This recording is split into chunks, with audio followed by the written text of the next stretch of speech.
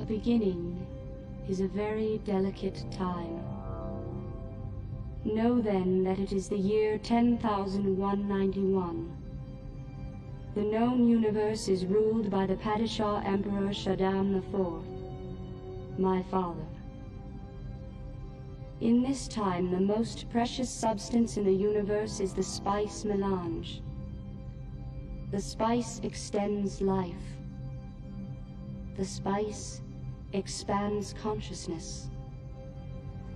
The spice is vital to space travel.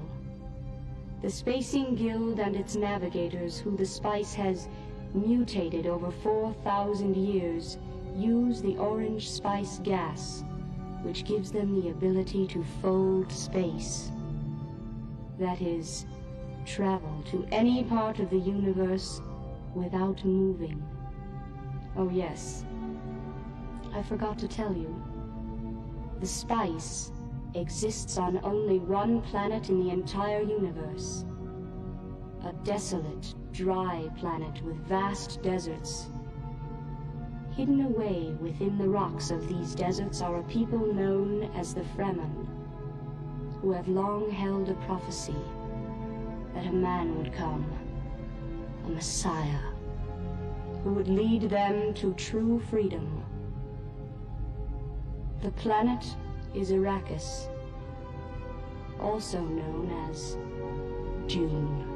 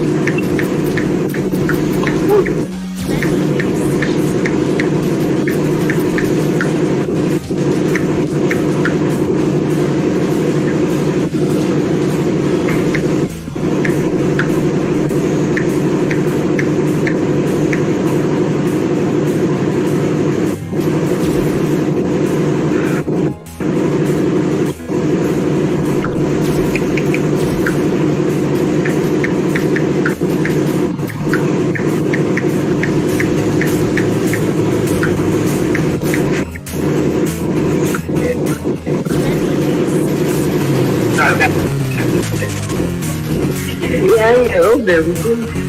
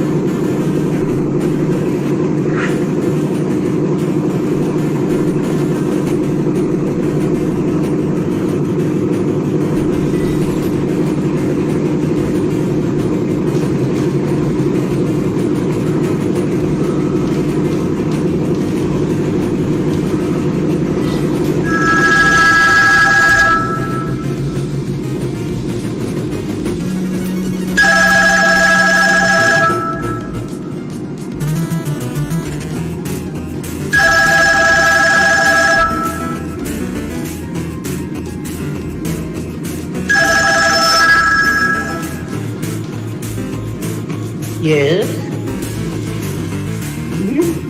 So we started the beginning of the episode, right? And then like we go AFK without knowing where we're going. And then I get really confused. Oh, you told me to turn the video off. I'm still here.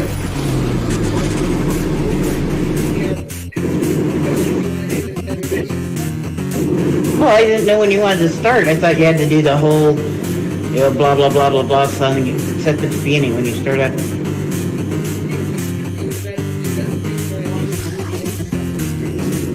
Okay, alright, I can start one.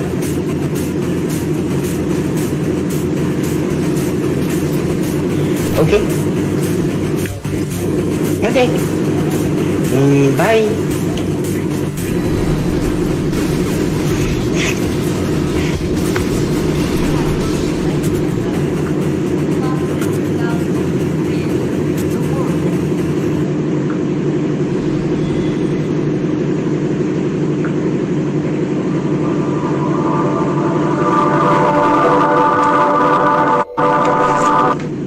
Oops. Hit the button.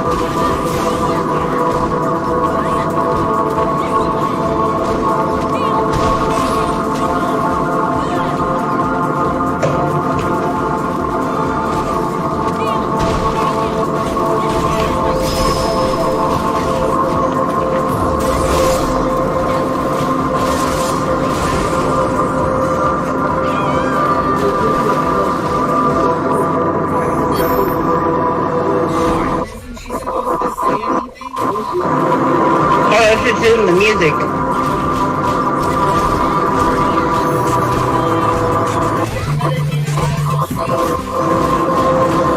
The music is for doing your own meditations. Okay, I'll pick another one.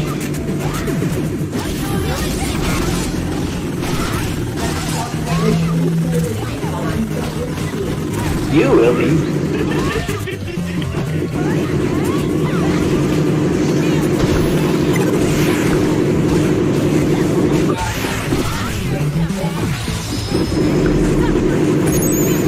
What's the coma?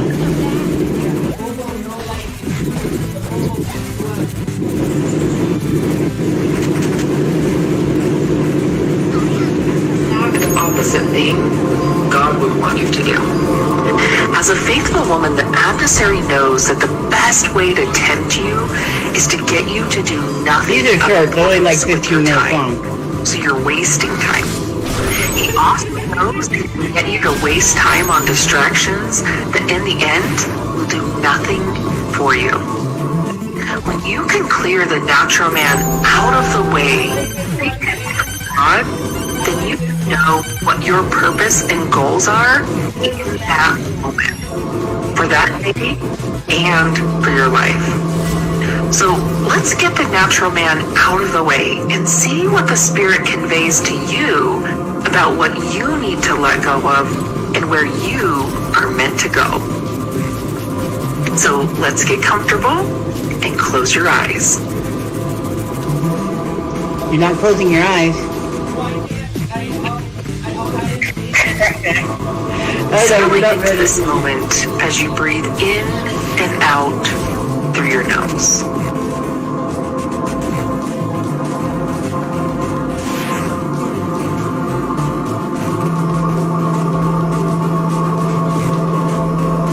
Slow the breath down a bit.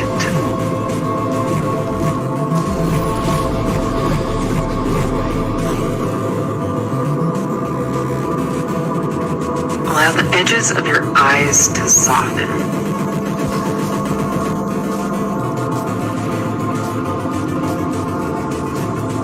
Your jaw to be slightly open.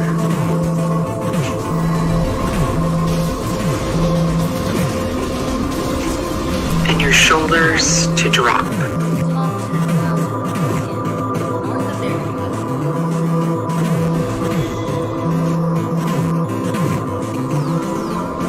Your thoughts will come and go.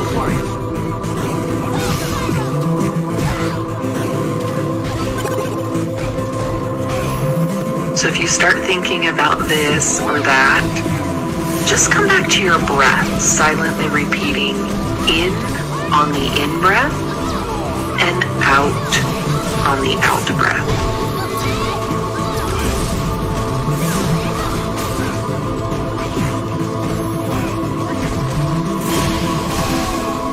Allowing your thoughts to pass by.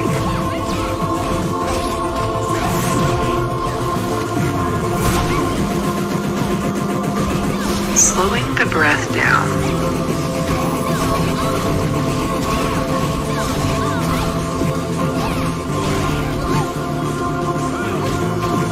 Edges of your eyes melt.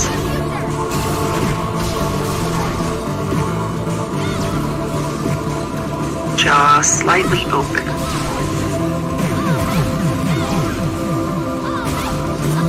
Shoulders drop.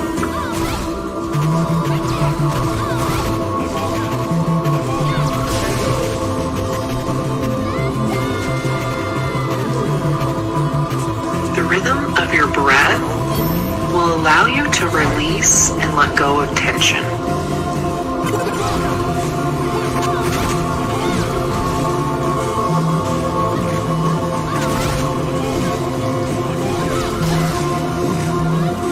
Bringing your awareness to the bottom of your ribs.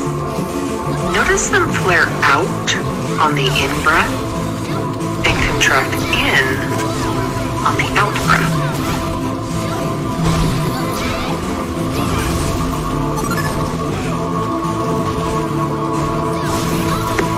Stay with that sensation of the ribs for a few more breaths.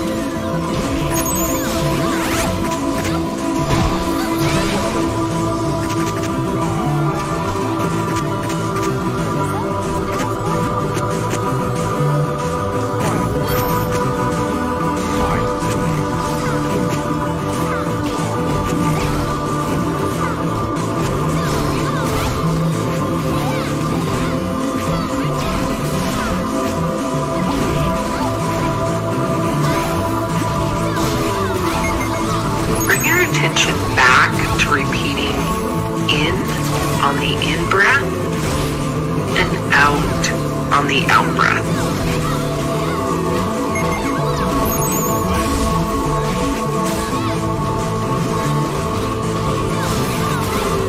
Allowing your thoughts to come and go.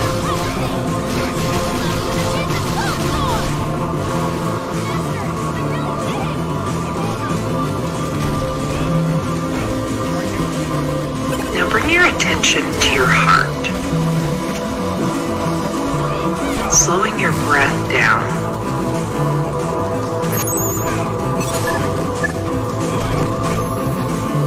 Feeling at ease.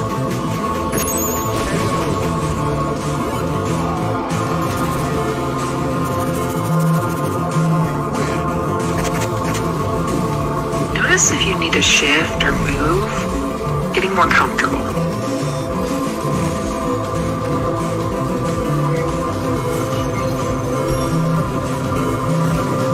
Softly focusing on that area of your heart.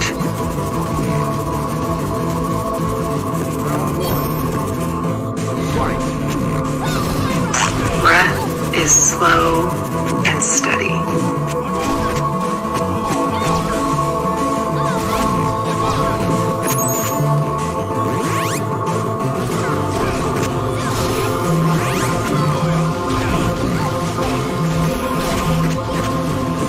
So now as you hear these words, I'm letting go of.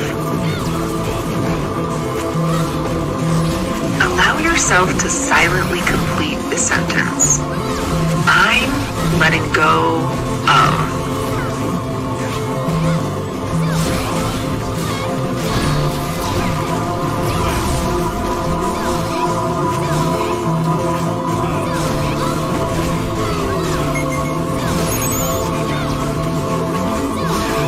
Listen to your response as you hear it. Silently repeat it back to yourself.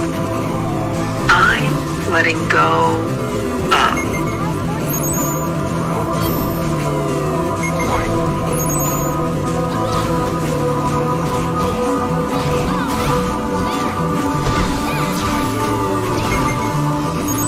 I'm letting go of.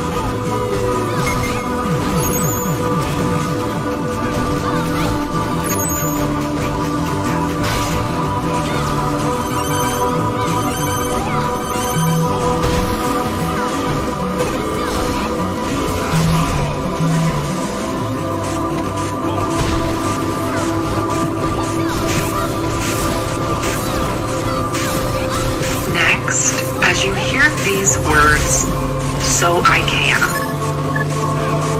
allow yourself to silently complete the sentence. So I can.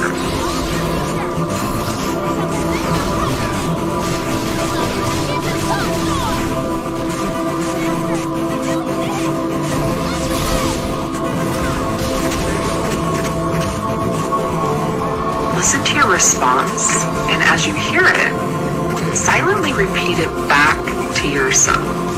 So I can.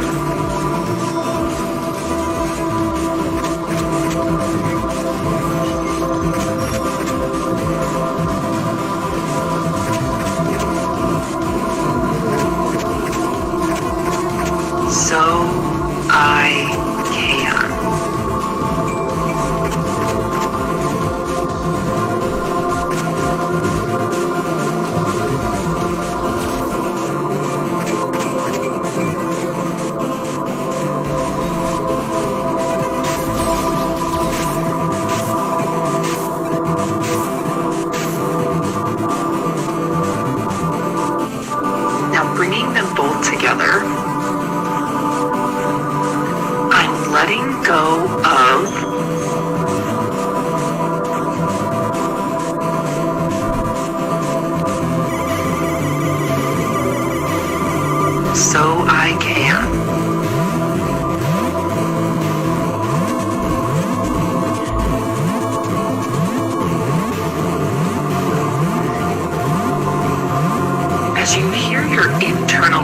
response to these words. Notice what becomes more clear. You haven't gone live yet? Oh, there it is. Listen now from within your heart until my voice. Notice what becomes more clear. You haven't gone live yet? Oh, there it is. Listen now from within your heart until my voice. Notice what becomes more clear. It's so loud I can't. Say what? You're saying something, but the thing was so loud I couldn't hear it. But That was you. I pulled up your live and it's too bad, so I muted it. yeah, but it was too loud to hear what you were saying. What did you say? I said, oh, I got it. You're live. Right. Yeah. Right.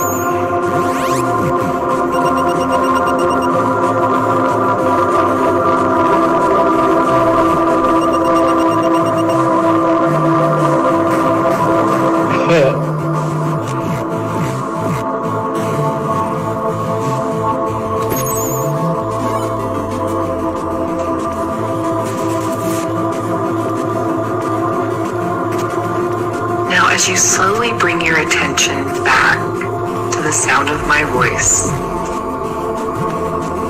begin focusing a bit more on your inhalations, helping you become more alert and awake.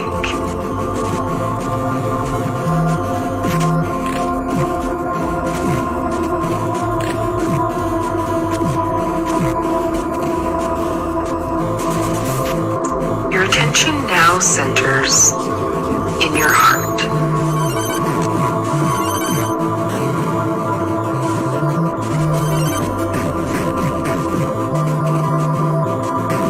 As you listen from within for any last bits of guidance and direction,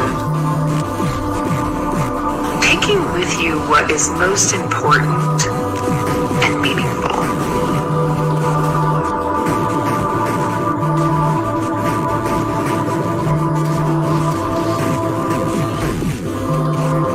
Give yourself 3 longer, slower, deeper breaths, remembering what you want to take with you.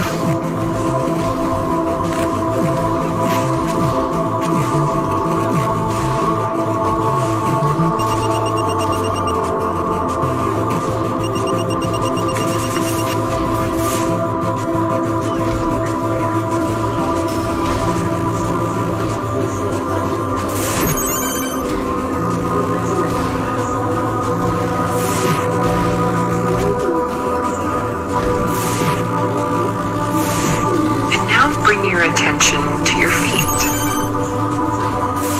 Begin rotating your ankles as you point and flex your feet.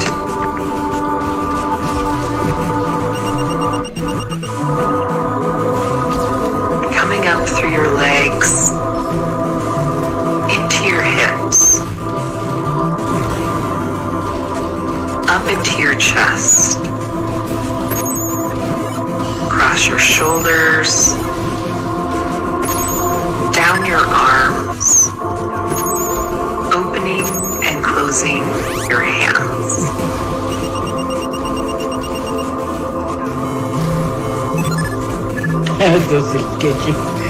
Traveling up into your throat, your jaw slightly open. Edges of your eyes soft.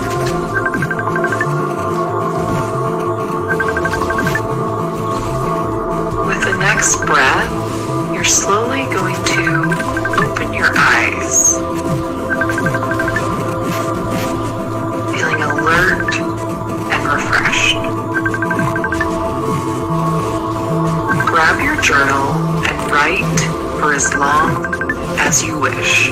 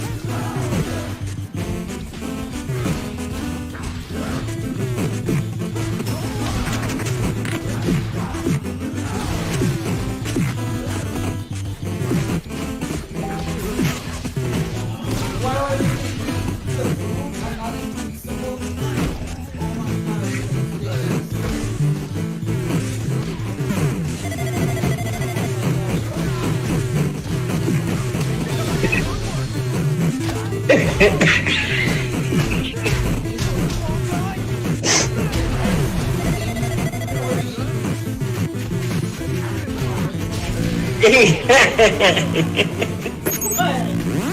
keep getting squashed by those things.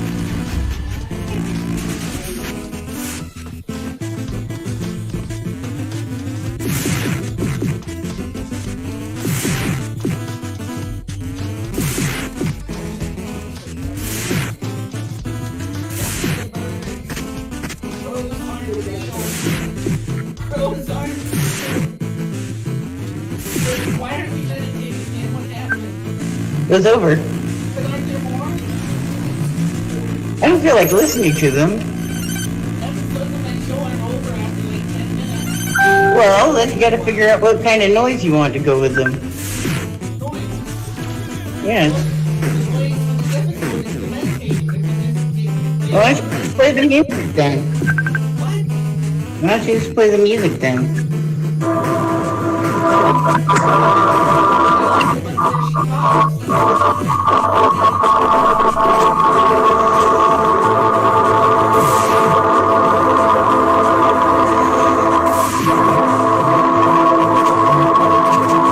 Then I can listen to what I need to listen to.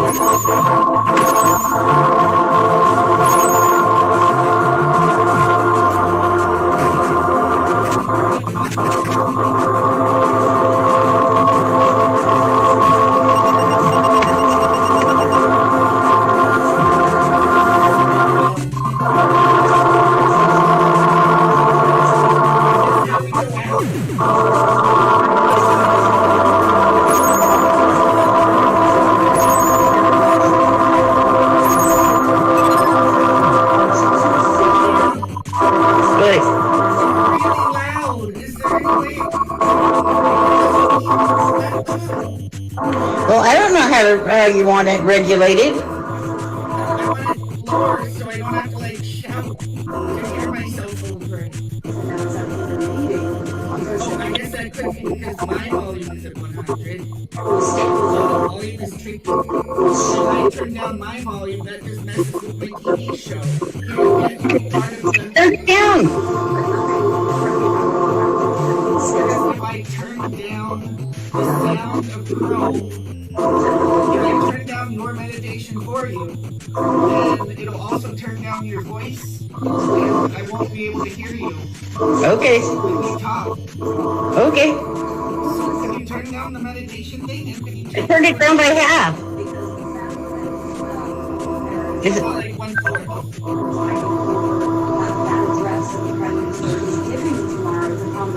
Can we switch to an episode that has talking? I don't want to hear it. I'm listening to something that I want to listen to. What do you want to listen to? Kamala Harris's first campaign. Turn that up. They can't copyright what the president said. It's starting in a few minutes.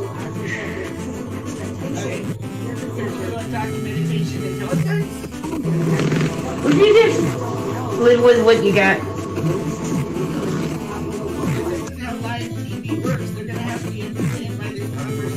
Oh, then you could have told me up front that I was going to have to be a DJ.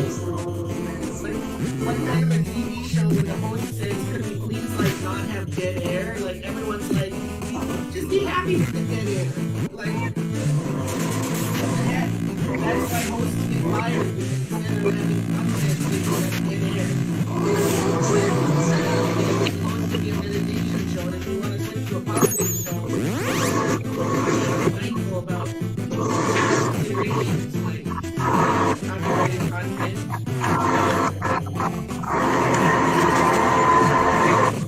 I just wanted it to be a 10-minute episode from the beginning, but then why not say that? But like, okay, no person. Well, I told you that it was going for 15 minutes. I told you that. Like a double feature meditations out of the question, it's like, oh my gosh, what? Now I'm in the speech, so Starting? yes, Okay. Is it at increased volume? I have it turned up to 30.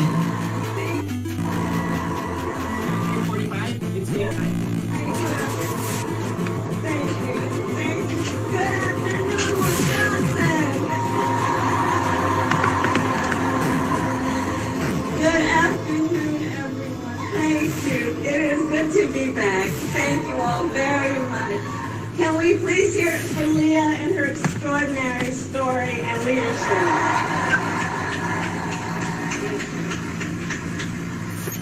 And I do believe our teachers do God's work. They teach other people's children, and God knows we don't pay them enough. Let's thank her.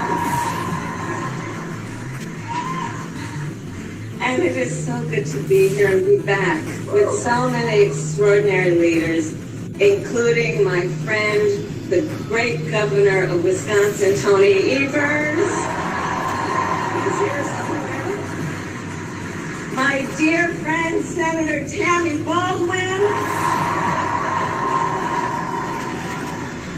And you know, I had the privilege of serving with Tammy when I was in the United States Senate, and she is always fighting for the people of this state. And I know that the folks that are here are going to make sure you return her to Washington, D.C. in November. Yes, we are going to elect her back to Washington, D.C.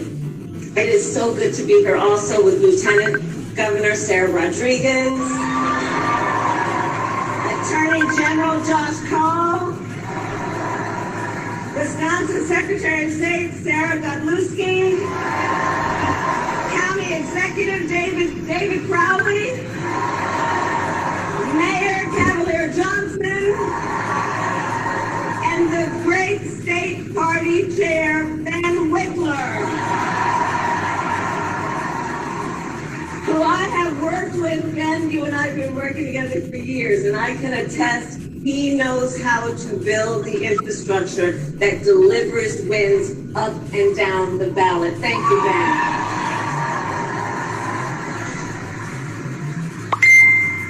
So it is good to be back in Wisconsin, and it is great to be in Milwaukee. It's a great city. As many of you know, our state campaign headquarters are in this city. Yes, and that there is a reason for that. The path to the White House goes through Wisconsin. Yes, it does. And to win in Wisconsin, we are counting on you right here in Milwaukee. And you all helped us win in 2020. And in 2024, we will win again.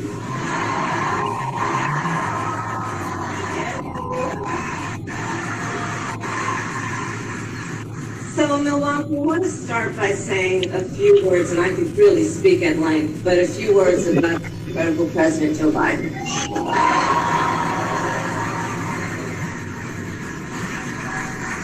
It has truly been one of the greatest honors of my life to serve as Vice President to our President Joe Biden. Joe's legacy of accomplishment over his entire career and over the past 3.5 years is unmatched in modern history.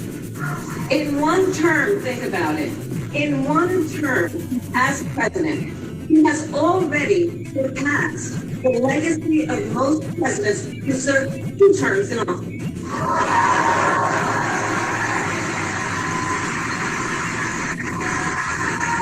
And I know we are all deeply, deeply grateful to our nation. And it is my great honor to have Joe Biden's endorsement in this race.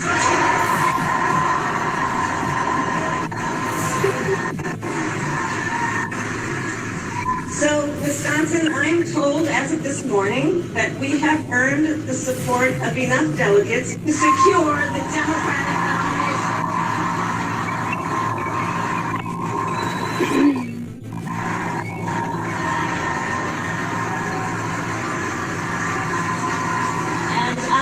So very honored, and I pledge to you, I will spend the coming weeks continuing to unite our party so that we are ready to win in November.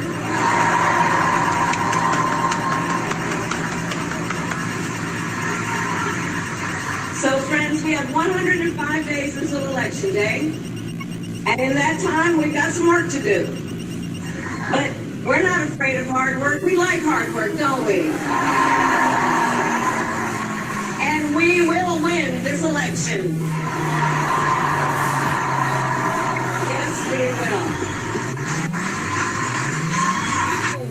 I told you before I was elected vice president, before I was elected United States Senator, I was elected Attorney General of the state of California, and I was a courtroom prosecutor before them. And in those roles, I took on perpetrators, predators who abused women, fraudsters who ripped off consumers, cheaters who broke the rules for their own gain. So hear me when I say, I know Donald Trump's type.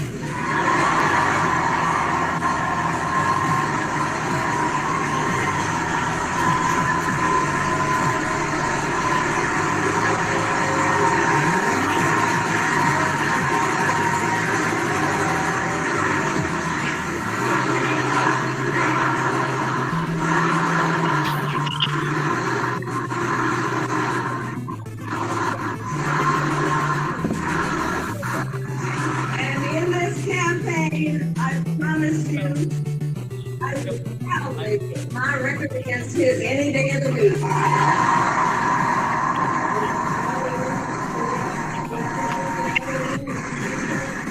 As Attorney General of California, I took on one of our country's largest profit colleges that was scamming students.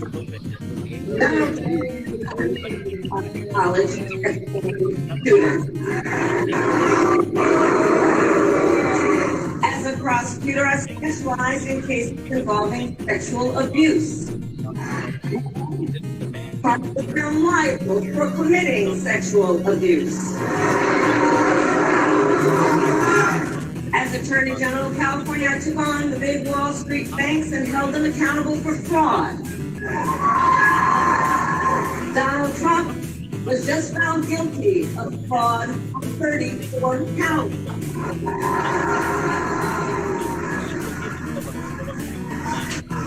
But let's also make no mistake, this campaign is not just about us versus Donald Trump. This campaign is about who we fight for. This is about who we fight for. Just look at how we are running our campaign. So Donald Trump is relying on support from billionaires and big corporations, trading access in exchange for campaign contributions. A couple of months ago, y'all saw that a couple of months ago at Mar-a-Lago, he literally promised big oil companies, big oil lobbyists, he would do their bidding for $1 billion in campaign donations. On the other hand, we are running a people-powered campaign.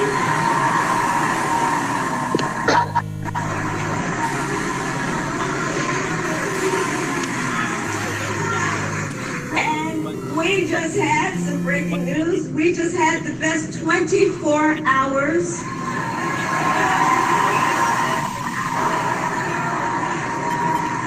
of grassroots fundraising in presidential campaign history.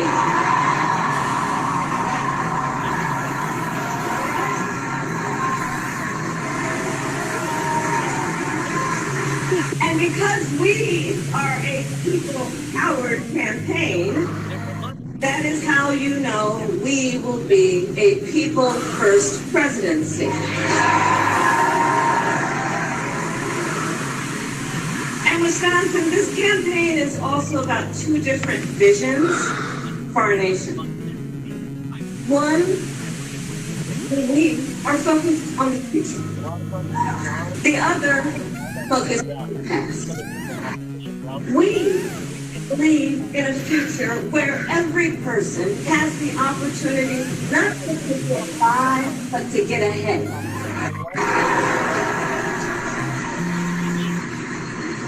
A a future where no child has to grow up in poverty, where every worker has the freedom to join a union,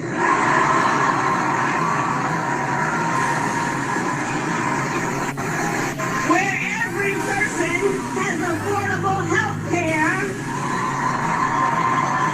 affordable child care, and paid family leave.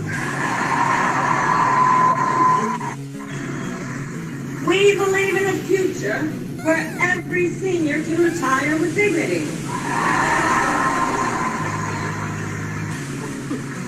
So all of this is to say, building up the middle class will be a defining goal of my presidency.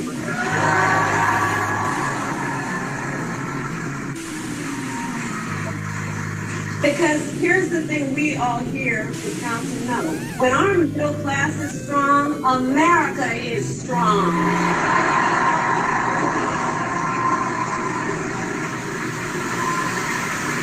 But Donald Trump wants to take our country backward. He and his extreme Project 2025 agenda will weaken the middle class. Like, we know we gotta take this seriously. Can you believe they put that thing in writing? Read it.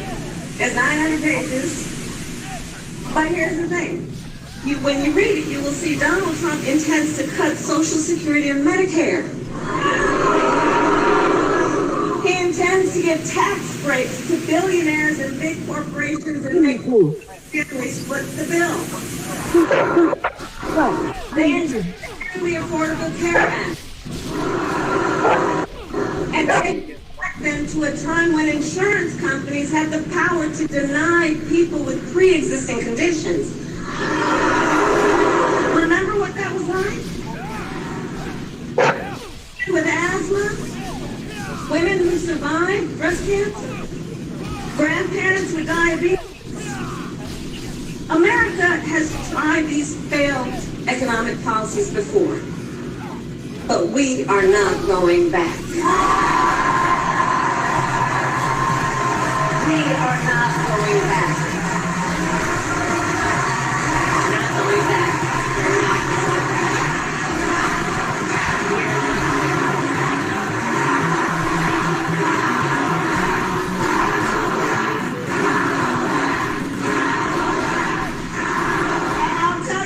We're not going because ours is a fight for the future.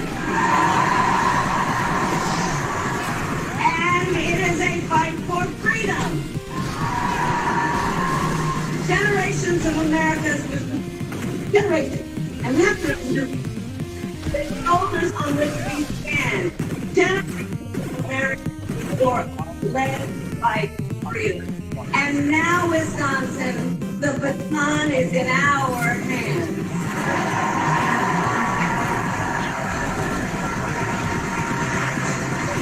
We, who believe in the sacred freedom to vote, will make sure every American has the ability to cast their ballot and have it counted.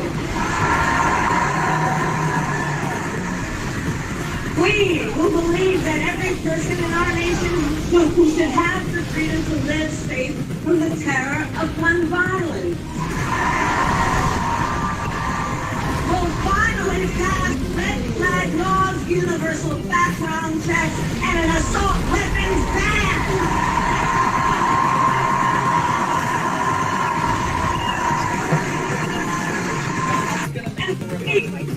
Believe in reproductive freedom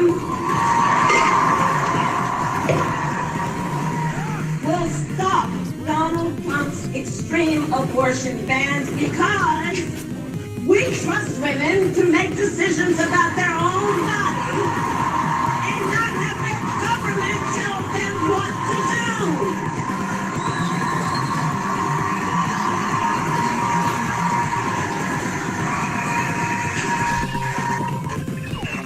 When Congress passed a law to restore reproductive freedoms, as President of the United States, I will sign it into law.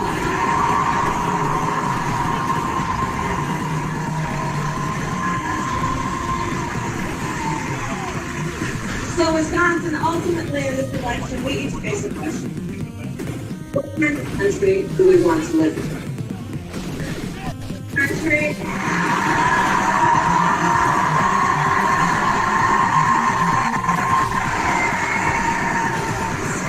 And to your point,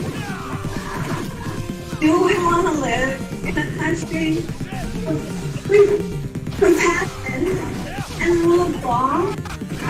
Or constant chaos, fear, and hate? And here's the beauty of this point.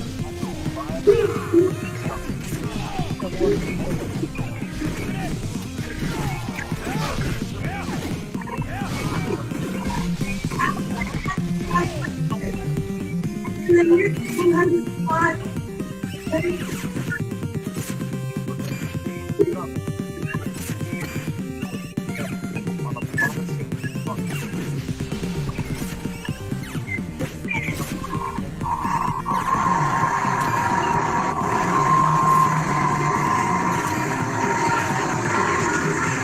so Wisconsin, today I ask you, are you ready for the word?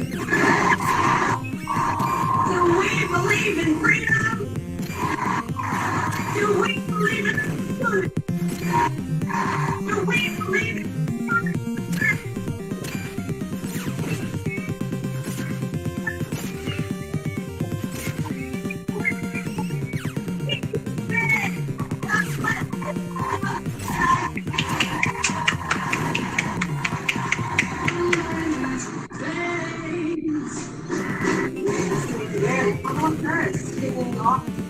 campaign for presidency in Milwaukee, Wisconsin, Wisconsin, that was late. A lot of what we heard was not taking it's not just about for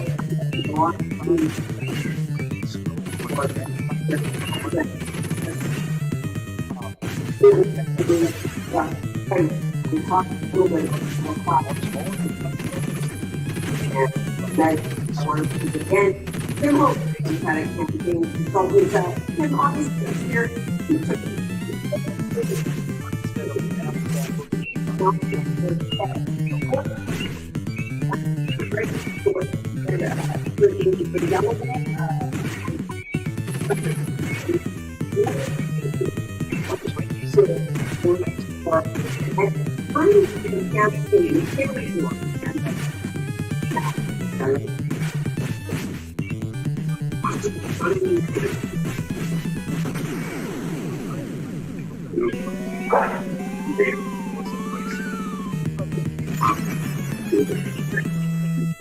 There's an energy that he brought to that messaging, that heat, that I think Democrats have been hungry for a very, very long time. And you're almost hearing a sense of happiness. I'm playing Turtles too.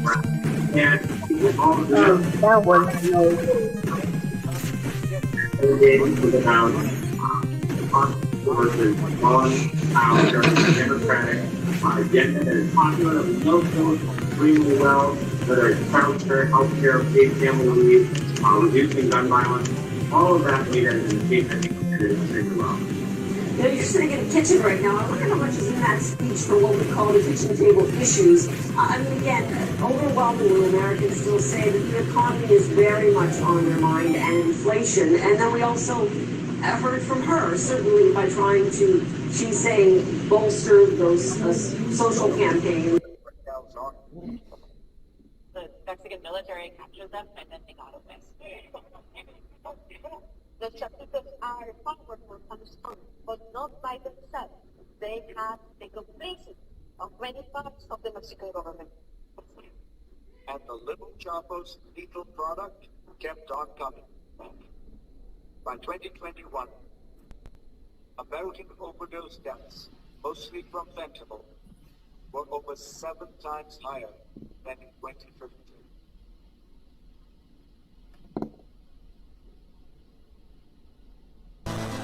With all the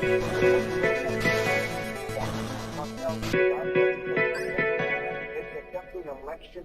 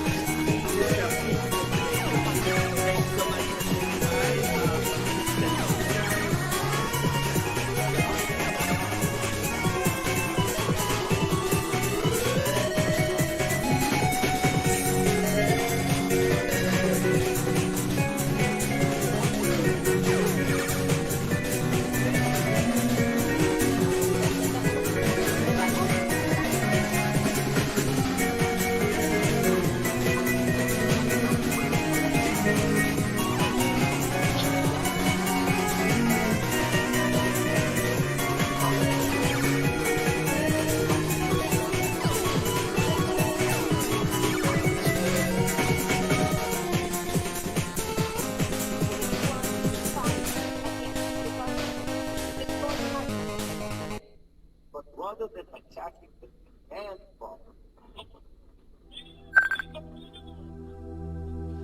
Americans revival force to fight drug cartels. The DEA says it has driven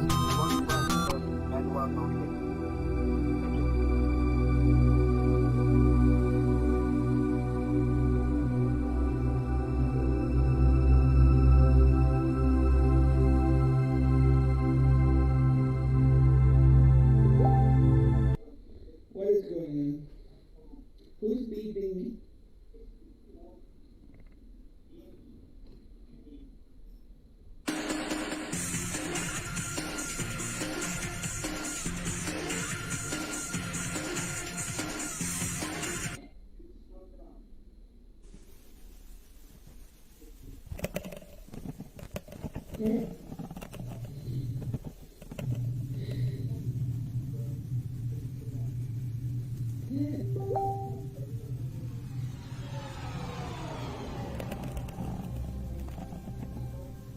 beginning is a very delicate time. Know then that it is the year 10,191. The known universe is ruled by the Padishah Emperor Shaddam IV, my father. In this time, the most precious substance in the universe is the spice melange. The spice extends life. The spice expands consciousness. The spice is vital to space travel. The Spacing Guild and its navigators, who the spice has mutated over 4,000 years, use the orange spice gas, which gives them the ability to fold space. That is, travel to any part of the universe without moving. Oh yes, I forgot to tell you. The spice exists on only one planet in the entire universe. A desolate, dry planet with vast deserts. Hidden away within the rocks of these deserts are a people known as the Fremen, who have long held a prophecy that a man would come, a Messiah, who would lead them to true freedom. The planet is Arrakis, also known as June.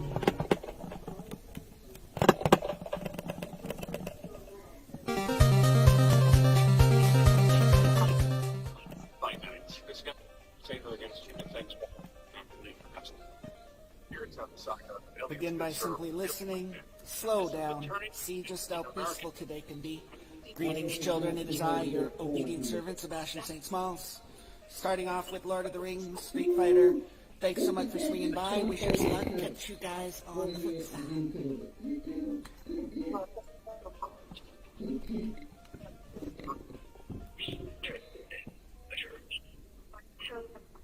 For an unexpected party. When Mr. Bilbo Baggins of Baggins announced that he would shortly be celebrating his 11th birthday with a party of special magnificence, there was much talk and excitement in Hobbiton. Bilbo was very rich and very peculiar, and had been the ruler of the Shire for 60 years, ever since his remarkable disappearance and unexpected return. The riches he had brought back from his travels had now become a local legend, and it was popularly believed, whatever the old folk might say, that the Hill of Bagnet was for rich and stuffed with treasure. And if that was not enough for Wayne, there was also his prolonged figure to marvel Got at. a lot of Time questions. wore on, but it seemed to have little effect on Mr. Baggins. At 90 he was much the same as at 50. John Edwards cheated on his cancer-stricken wife, had a baby with his girlfriend, and then tried to pass it off as if he was Deborah's kid. There were some that shook their heads and thought this was too much of a good thing. It seemed unfair that anyone should possess, apparently, perpetual youth as well as, reputedly, inexhaustible wealth. It will have to be paid for, they said. It isn't natural, and trouble will come of it. But so far trouble had not come, and as Mr. Baggins was generous with his money, most people were willing to forgive him his oddities and his good fortune. He remained on visiting terms with his relatives, except, of course, the Sackville Bagginses, and he had many devoted admirers among the hobbits of Corn and unimportant families. But he had no close friends until some of his younger cousins began to grow up. The eldest of these, and Bilbo's favorite, was young Frodo Baggins. When Bilbo was 99, he adopted Frodo as his heir, and brought him to live at Bag End, and the hopes of the Sackville Bagginses were finally dashed. Bilbo and Frodo happened to have the same birthday, the 22nd of September. You had better come and live here, Frodo my lad, said Bilbo one day, and then we can celebrate our birthday parties comfortably together. At that time Frodo was still in his _tweens as the hobbits called the irresponsible 20s between childhood and coming of age at 33. 12 more years passed. Each year the Bagginses had given very lively combined birthday parties at Bag End, but now it was understood that something quite exceptional was being planned for that autumn. Bilbo was going to be _71_111, a rather curious number and a very respectable age for a hobbit. The old Took himself had only reached 130, and Frodo was going to be _33_33, an important number, the date of his coming of age. Tongues began to wag in Hobbiton and Bywater, and rumour of the coming event travelled all over the Shire. The history and character of Mr. Bilbo Baggins became once again the chief topic of the conversation, and the older folk suddenly found their reminiscences in welcome demand. No one had a more attentive audience than old Ham Gandhi, commonly known.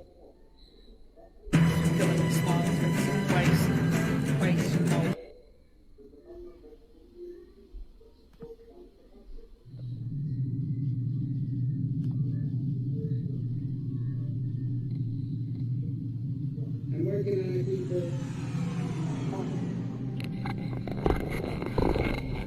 beginning is a very delicate time. Know then that it is the year 10,191. The known universe is ruled by the Padishah Emperor Shaddam IV, my father. In this time, the most precious substance in the universe is the spice melange. The spice extends life. The spice expands consciousness. The spice is vital to space travel. The Spacing Guild and its navigators, who the spice has mutated over 4,000 years, use the orange spice gas, which gives them the ability to fold space. That is, travel to any part of the universe without moving. Oh yes, I forgot to tell you. The spice exists on only one planet in the entire universe. A desolate, dry planet with vast deserts. Hidden away within the rocks of these deserts are a people known as the Fremen, who have long held a prophecy that a man would come, a Messiah, who would lead them to true freedom. The planet is Arrakis, also known as Dune.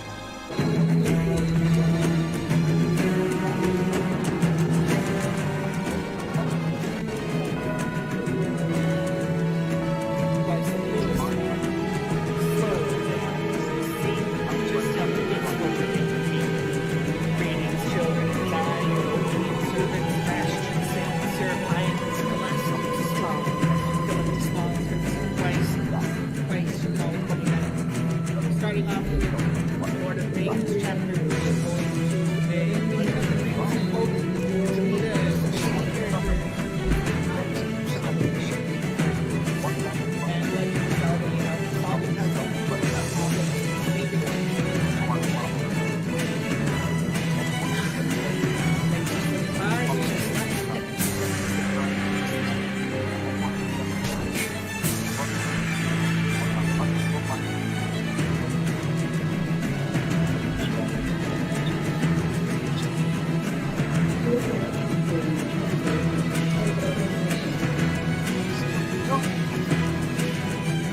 I've got to fix the problem that we had last time.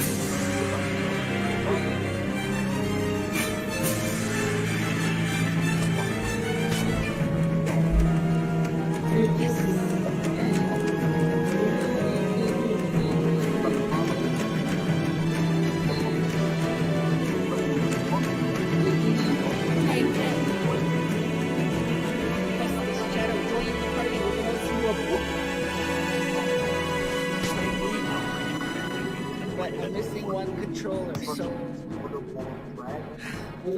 over here. Yes, no.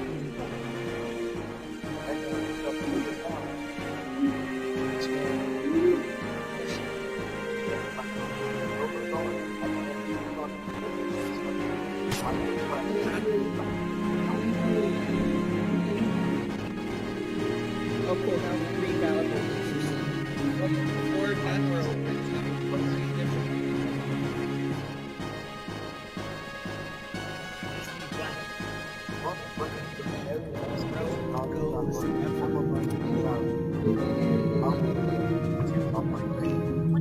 Really? The road goes ever. Oh, because I'm going down from the bottom. Okay, so then the road goes ever. I scroll up to chapter 3. You should have searched for chapter 3. Now you're scrolling and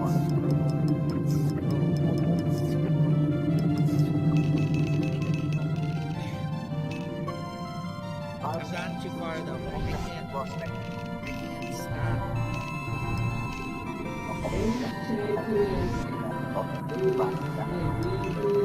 This is never gonna work. I'm never gonna get to chapter 3. Search for chapter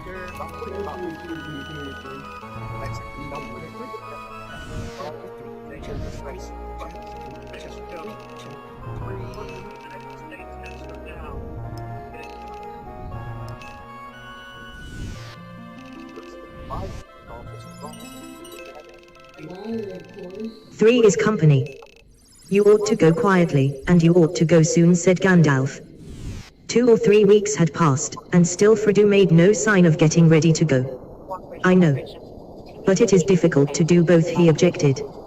If I just vanish like Bilbo, the tale will be all over the Shire in no time. Of course you mustn't vanish, said Gandalf. That wouldn't do at all. I said _soon not instantly . If you can think of any way of slipping out of the Shire without its being generally known, it will be worth a little delay. But you must not delay too long. What about the autumn, on or after our birthday, asked Frodo. I think I could probably make some arrangements by then. To tell the truth, he was very reluctant to start, now that it had come to the point. Bag End seemed a more desirable residence than it had for years, and he wanted to savor as much as he could of his last summer in the Shire. When autumn came, he knew that part at least of his heart would think more kindly of journeying, as it always did at that season. He had indeed privately made up his mind to leave on his 50th birthday, Bilbo's 128th. It seemed somehow the proper day on which to set out and follow him. Following Bilbo was uppermost in his mind, and the one thing that made the thought of leaving bearable. He thought as little as possible about the ring, and where it might lead him in the end. But he did not tell all his thoughts to Gandalf. What the wizard guessed was always difficult to tell. He looked at Frodo and smiled. Very well, he said. I think that will do, but it must not be any later. I am getting very anxious. In the meanwhile, do take care, and don't let out any hint of where you are going. and see that Sam Gamgee does not talk. If he does, I really shall turn him into a toad. As for where I am going, said Frodo, it would be difficult to give that away, for I have no clear idea myself, yet. Don't be absurd, said Gandalf. I am not warning you against leaving an address at the post office. But you are leaving the Shire, and that should not be known, until you are far away. And you must go, or at least set out, either north, south, west or east, and the direction should certainly not be known. I have been so taken up with the thoughts of leaving Bag End, and of saying farewell, that I have never even considered the direction, said Frodo. For where am I to go? And by what shall I steer? What is to be my quest? Bilbo went to find a treasure, there and back again, but I go to lose one, and not return, as far as I can see. But you cannot see very far, said Gandalf. Neither can I. It may be your task to find the cracks of doom, but that quest may be for others, I do not know. At any rate, you are not ready for that long road yet. No indeed, said Frodo. But in the meantime, what course am I to take? Towards danger, but not too rashly, nor too straight, answered the wizard. If you want my advice, make for Rivendell. That journey should not prove too perilous, though the road is less easy than it was, and it will grow worse as the year fails. Rivendell, said Frodo. Very good, I will go east, and I will make for Rivendell. I will take Sam to visit the elves, he will be delighted. He spoke lightly, but his heart was moved suddenly with a desire to see the house of Elrond half-elven, and breathe the air of that deep valley where many of the fair folk still dwelt in peace. One summer's evening, an astonishing piece of news reached the _ivy bush and _green dragon .giants and other portents on the borders of the Shire were forgotten for more important matters. Mr. Frodo was selling Bag End. Indeed, he had already sold it to the Sackville Bagginses. For a nice bit, Lou said some. At a bargain price, said others, and that's more likely when Mistress Lobelia's the buyer. Utho had died some years before, at the ripe but disappointed age of 102. Just why Mr. Frodo was selling his beautiful hole was even more debatable than the price. A few held the theory, supported by the nods and hints of Mr. Baggins himself, that Frodo's money was running out. He was going to leave Hobbiton and live in a quiet way on the proceeds of the sale down in Buckland among his Brandybuck relations. As far from the Sackville Bagginses as may be some added. But so firmly fixed had the notion of the immeasurable wealth of the Bagginses of Bag End become that most found this hard to believe, harder than any other reason or unreason that their fancy could suggest. To most it suggested a dark and yet unrevealed plot by Gandalf. Though he kept himself very quiet and did not go about by day, it was well known that he was hiding up in the Bag End. But however a removal might fit in with the designs of his wizardry, there was no doubt about the fact, Frodo Baggins was going back to Buckland. Yes, I shall be moving this autumn, he said. Mary Brandybuck is looking out for a nice little hole for me, or perhaps a small house.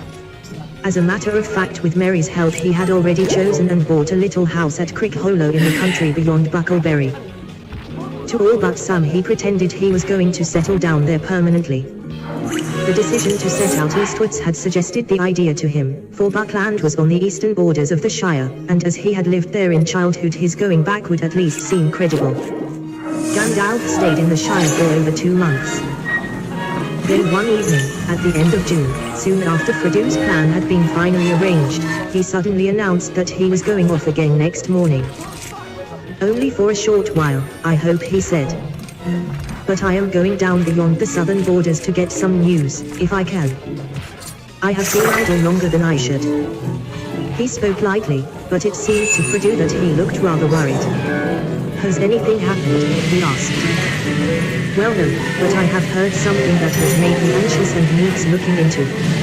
If I think it necessary after all for you to get off at once, I shall come back immediately, or at least send word. In the meanwhile, stick to your plan, but be more careful than ever, especially of the ring. Let me impress on you once more, don't use it. He went off at dawn. I may be back any day, he said. At the very latest I shall come back for the farewell party. I think after all you may need my company on the road. At At first Frodo was a good deal disturbed, and wondered often what Gandalf would have heard, but his uneasiness wore off, and in the fine weather he forgot his troubles for a while. The Shire had seldom seen so fair a summer, or so rich an autumn. The trees were laden with apples, honey was dripping in the combs, and the corn was tall and full. Autumn was well underway before Frodo began to worry about Gandalf again. September was passing and there was still no news of him. The birthday, and the removal, drew nearer, and still he did not come, or send word. Bag End began to be busy. Some of Frodo's friends came to stay and help him with the packing. There was Fridir Bolga and Fulko Boffin, and of course his special friends Pippin Took and Merry Brandybuck. Between them they turned the whole place upside down. On the 20th of September 2 covered carts went off laden to Buckland, conveying the furniture and goods that Frodo had not sold to his new home, by way of the Brandywine Bridge. The next day Frodo became really anxious, and kept a constant lookout for Gandalf. Thursday, his birthday morning, dawned as fair and clear as it had long ago for Bilbo's great party. Still Gandalf did not appear. In the evening Frodo gave his farewell feast. It was quite small, just a dinner for himself and his 4 helpers, but he was troubled and fell in no mood for it. The thought that he would so soon have to part with his young friends weighed on his heart. He wondered how he would break it to them. The 4 younger hobbits were, however, in high spirits, and the party soon became very cheerful in spite of Gandalf's absence. The dining room was bare except for a table and chairs, but the food was good, and there was good wine. Frodo's wine had not been included in the sale to the Sackville Bagginses. Whatever happens to the rest of my stuff, when the SB.S get their claws on it, at any rate I have found a good home for this, said Frodo, as he drained his glass. It was the last drop of Old Wynyards. When they had sung many songs, and talked of many things they had done together, they toasted Bilbo's birthday, and they drank his health and Frodo's together according to Frodo's custom. Then they went out for a sniff of air, and glimpse of the stars, and then they went to bed. Frodo's party was over, and Gandalf had not come. The next morning they were busy packing another cart with the remainder of the luggage. Merry took charge of this, and drove off with Fatty, that is Fridir Bolga. Someone must get there and warm the house before you arrive, said Merry. Well, see you later the day after tomorrow, if you don't go to sleep on the way. Fulko went home after lunch, but Pippin remained behind. Frodo was restless and anxious, listening in vain for a sound of Gandalf. He decided to wait until nightfall. After that, if Gandalf wanted him urgently, he would go to Crick Hollow, and might even get there first. For Frodo was going on foot. His plan for pleasure and a last look at the Shire as much as any other reason was to walk from Hobbiton to Buckleberry Ferry, taking it fairly easy. I shall get myself a bit into training, too, he said, looking at himself in a dusty mirror in the half-empty hall. He had not done any strenuous walking for a long time, and the reflection looked rather flabby, he thought. After lunch, the Sackville Bagginses, Lobelia and her sandy-haired son, Notho, turned up, much to Frodo's annoyance. Ours at last, said Lobelia, as she stepped inside. It was not polite, nor strictly true, for the sale of Bag End did not take effect until midnight.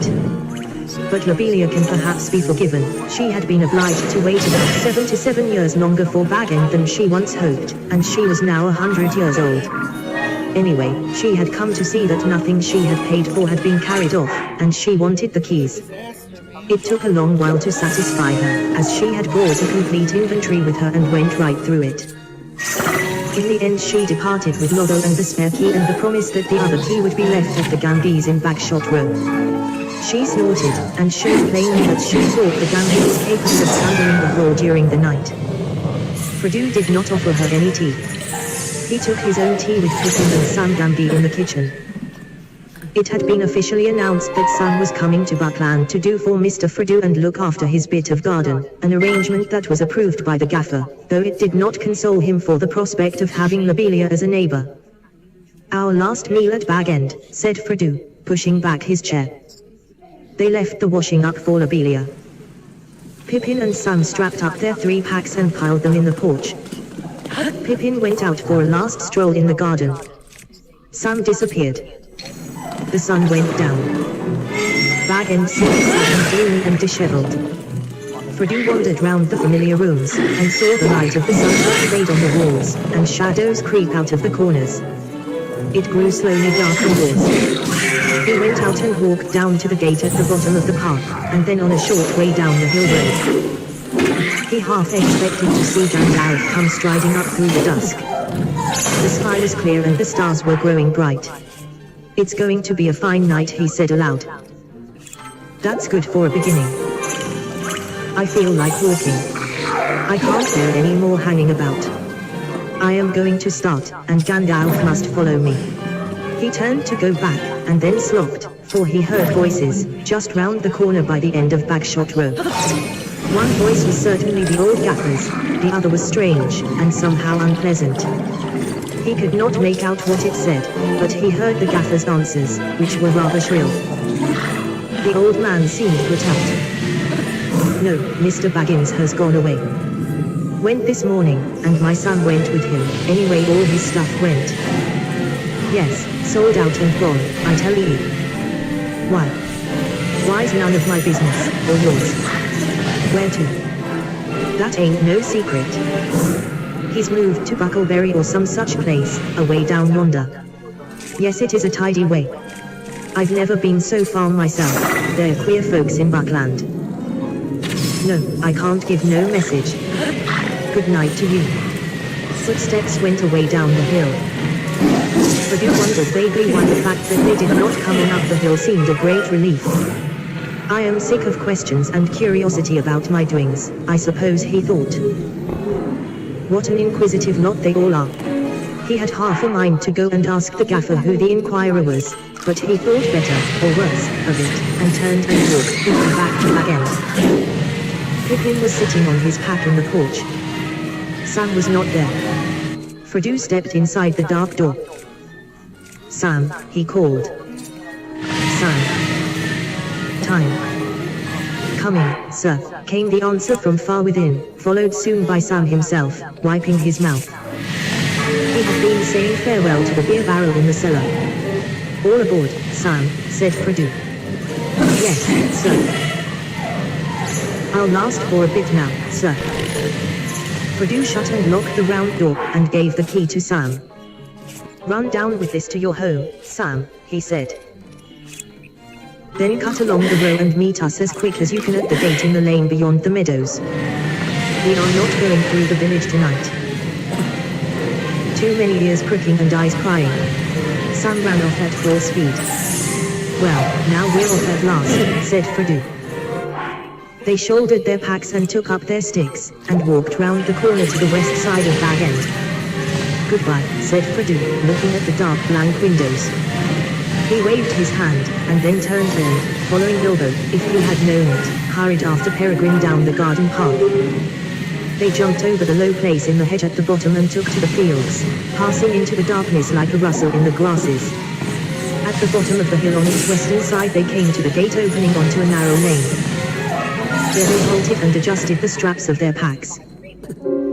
Presently Sam appeared, trotting quickly and breathing hard. His heavy pack was hoisted high on his shoulders, and he had put on his head a tall shapeless fell bag, which he called a hat. In the gloom he looked very much like a dwarf. I am sure you have given me all the heaviest stuff, said Fredu. I pity snails, and all that carry their homes on their backs. I could take a lot more yet, sir. My packet is quite light, said Sam stoutly and untruthfully. No, you don't, Sam, said Pippin. It is good for him. He's got nothing except what he ordered us to pack.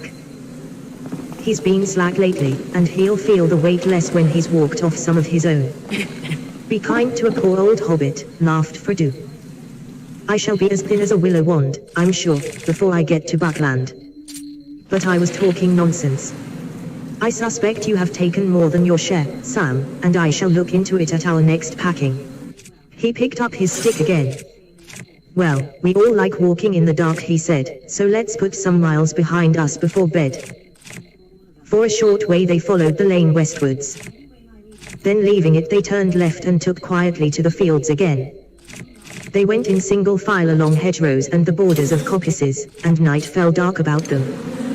In their dark cloaks they were as invisible as if they all had magic rings. Since they were all hobbits, and were trying to be silent, they made no noise that even hobbits would hear. Even the wild things in the fields and woods hardly noticed their passing. After some time they crossed the water, west of Hobbiton, by a narrow plank bridge. The stream was there no more than a winding black ribbon, bordered with leaning alder trees. A mile or two further south they hastily crossed the great road from the Brandywine Bridge. They were now in the Tookland, and bending southeastwards they made for the Green Hill country. As they began to climb its first slopes they looked back and saw the lamps in Hobbiton far off twinkling in the gentle valley of the water. Soon it disappeared in the folds of the darkened land, and was followed by water beside its grey pool. When the light of the last farm was far behind, creeping among the trees, Frodo turned and waved a hand in farewell. "I wonder if I shall ever look down into that valley again," he said quietly. When they had walked for about 3 hours they rested. The night was clear, cool, and starry, but smoke-like wisps of mist were creeping up the hillsides from the streams and deep meadows. Thin-clad birches, swaying in a light wind above their heads, made a black net against the pale sky. They ate a very frugal supper, for hobbits, and then went on again. Soon they struck a narrow road, that went rolling up and down, fading grey into the darkness ahead, the road to Woodhall, and Stock, and the Buckleberry Ferry. It climbed away from the main road in the water valley, and wound over the skirts of the green hills towards Woody End, a wild corner of the East Farthing. After a while they plunged into a deeply cloven track between tall trees that rustled their dry leaves in the night. It was very dark. At first they talked, or hummed a tune softly together, being now far away from inquisitive ears. Then they marched on in silence, and Pippin began to lag behind. At last, as they began to climb a steep slope, he stopped and yawned. "I am so sleepy," he said, "that soon I shall fall down on the road." "Are you going to sleep on your legs? It is nearly midnight." "I thought you liked walking in the dark," said Frodo. "But there is no great hurry. Merry expects us sometime the day after tomorrow, but that leaves us nearly 2 days more. We'll halt at the first likely spot." "The wind's in the west," said Sam. "If we get to the other side of this hill, we shall find a spot that is sheltered and snug enough, sir. There is a dry firwood just ahead, if I remember rightly." Sam knew the land well within 20 miles of Hobbiton, but that was the limit of his geography. Just over the top of the hill they came on the patch of firwood. Leaving the road they went into the deep resin-scented darkness of the trees, and gathered dead sticks and cones to make a fire. Soon they had a merry crackle of flame at the foot of a large fir tree, and they sat round it for a while, until they began to nod. Then, each in an angle of the great tree's roots, they curled up in their cloaks and blankets, and were soon fast asleep. They set no watch, even Frodo feared no danger yet, for they were still in the heart of the Shire. A few creatures came and looked at them when the fire had died away. A fox passing through the wood on business of his own stopped several minutes and sniffed. "Hobbits," he thought.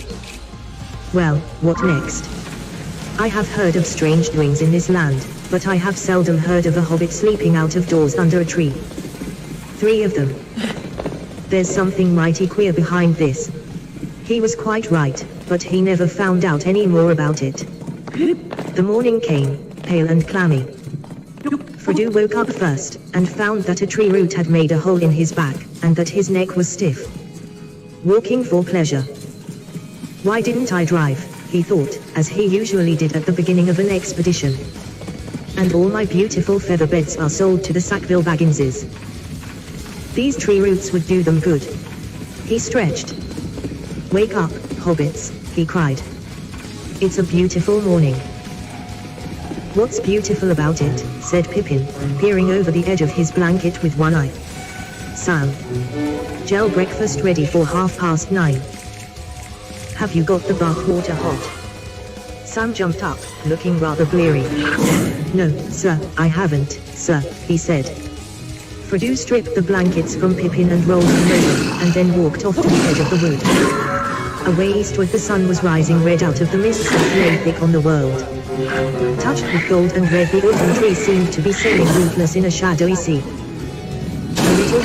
the left, the road ran down steeply into a hollow and disappeared. When he returned, Sam and Pippin had got a good fire going. "Water," shouted Pippin. "Where's the water?" "I don't keep water in my pockets," said Frodo. "We thought you had gone to find some," said Pippin, busy setting out the food and cups. "You had better go now." "You can come too," said Frodo, "and bring all the water bottles." There was a stream at the foot of the hill. They filled their bottles and the small camping kettle at a little fall where the water fell a few feet over an outcrop of grey stone. It was icy cold, and they spluttered and puffed as they bathed their faces and hands. When their breakfast was over, and their packs all trussed up again, it was after 10 o'clock, and the day was beginning to turn fine and hot.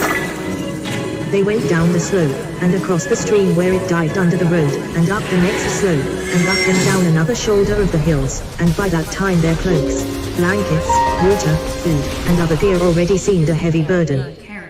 The day's march promised to be warm and tiring work. After some miles, however, the road ceased to roll up and down. It climbed to the top of a steep bank in a weary zigzagging sort of way, and then prepared to go down for the last time. In front of them they saw the lower lands dotted with small clumps of trees that melted away in the distance to a brown woodland haze. They were looking across the woody end towards the Brandywine River. The road wound away before them like a piece of string. "The road goes on forever," said Pippin, "but I can't without a rest. It is high time for lunch." He sat down on the bank at the side of the road and looked away east into the haze, beyond which lay the river, and the end of the shire in which he had spent all his life. Sam stood by him. His round eyes were wide open, for he was looking across lands he had never seen to a new horizon. "Do elves live in those woods?" he asked. "Not that I ever heard," said Pippin. Frodo was silent. He too was gazing eastward along the road, as if he had never seen it before. Suddenly he spoke, aloud but as if to himself, saying slowly, "The road goes ever on and on. Down from the door where it began. Now far ahead the road has gone. And I must follow, if I can. Pursuing it with weary feet. Until it joins some larger way. Where many paths and errands meet. And whither then? I cannot say." "That sounds like a bit of old Bilbo's rhyming," said Pippin. "Or is it one of your imitations? It does not sound altogether encouraging." "I don't know," said Frodo. "It came to me then, as if I was making it up, but I may have heard it long ago. Certainly it reminds me very much of Bilbo in the last years, before he went away. He used often to say there was only one road, that it was like a great river, its springs were at every doorstep, and every path was its tributary. It's a dangerous business, Frodo, going out of your door, he used to say. You step into the road, and if you don't keep your feet, there is no knowing where you might be swept into. Do you realize that this is the very path that goes through Mirkwood, and that if you let it, it might take you to the Lonely Mountain or even further and to worse places? He used to say that on the path outside the front door at Bag End, especially after he had been out for a long walk. Well, the road won't sweep me anywhere for an hour at least, said Pippin, unslinging his pack. The others followed his example, putting their packs against the bank and their legs out into the road. After a rest they had a good lunch, and then more rest. The sun was beginning to get low and the light of afternoon was on the land as they went down the hill. So far they had not met a soul on the road. This way was not much used, being hardly fit for carts, and there was little traffic to the woody end. They had been jogging along again for an hour or more when Sam stopped a moment as if listening. They were now on level ground, and the road after much winding lay straight ahead through grasslands sprinkled with tall trees, outliers of the approaching woods. I can hear a pony or a horse coming along the road behind, said Sam. They looked back, but the turn of the road prevented them from seeing far. I wonder if that is Gandalf coming after us, said Frodo, but even as he said it, he had a feeling that it was not so, and a sudden desire to hide from the view of the rider came over him. It may not matter much, he said apologetically, but I would rather not be seen on the road by anyone. I am sick of my doings being noticed and discussed. And if it is Gandalf, he added as an afterthought, we can give him a little surprise, to pay him out for being so late. Let's get out of sight. The other two ran quickly to the left and down into a little hollow not far from the road. There they lay flat. Fredo hesitated for a second. Curiosity or some other feeling was struggling with his desire to hide. The sound of footsteps drew nearer. Just in time he threw himself down in a patch of long grass behind a tree that overshadowed the road. Then he lifted his head and peered cautiously above one of the great roots. Round the corner came a black horse, no hobbit pony but a full-sized horse, and on it sat a large man, who seemed to crouch in the saddle, wrapped in a great black cloak and hood, so that only his boots in the high stirrups showed below. His face was shadowed and invisible. When it reached the tree and was level with Fredo, the horse stopped. The riding figure sat quite still with its head bowed, as if listening. From inside the hood came a noise as of someone sniffing to catch an elusive scent. The head turned from side to side of the road. A sudden unreasoning fear of discovery laid hold of Fredo, and he thought of his ring. He hardly dared to breathe, and yet the desire to get it out of his pocket became so strong that he began slowly to move his hand. He felt that he had only to slip it on, and then he would be safe.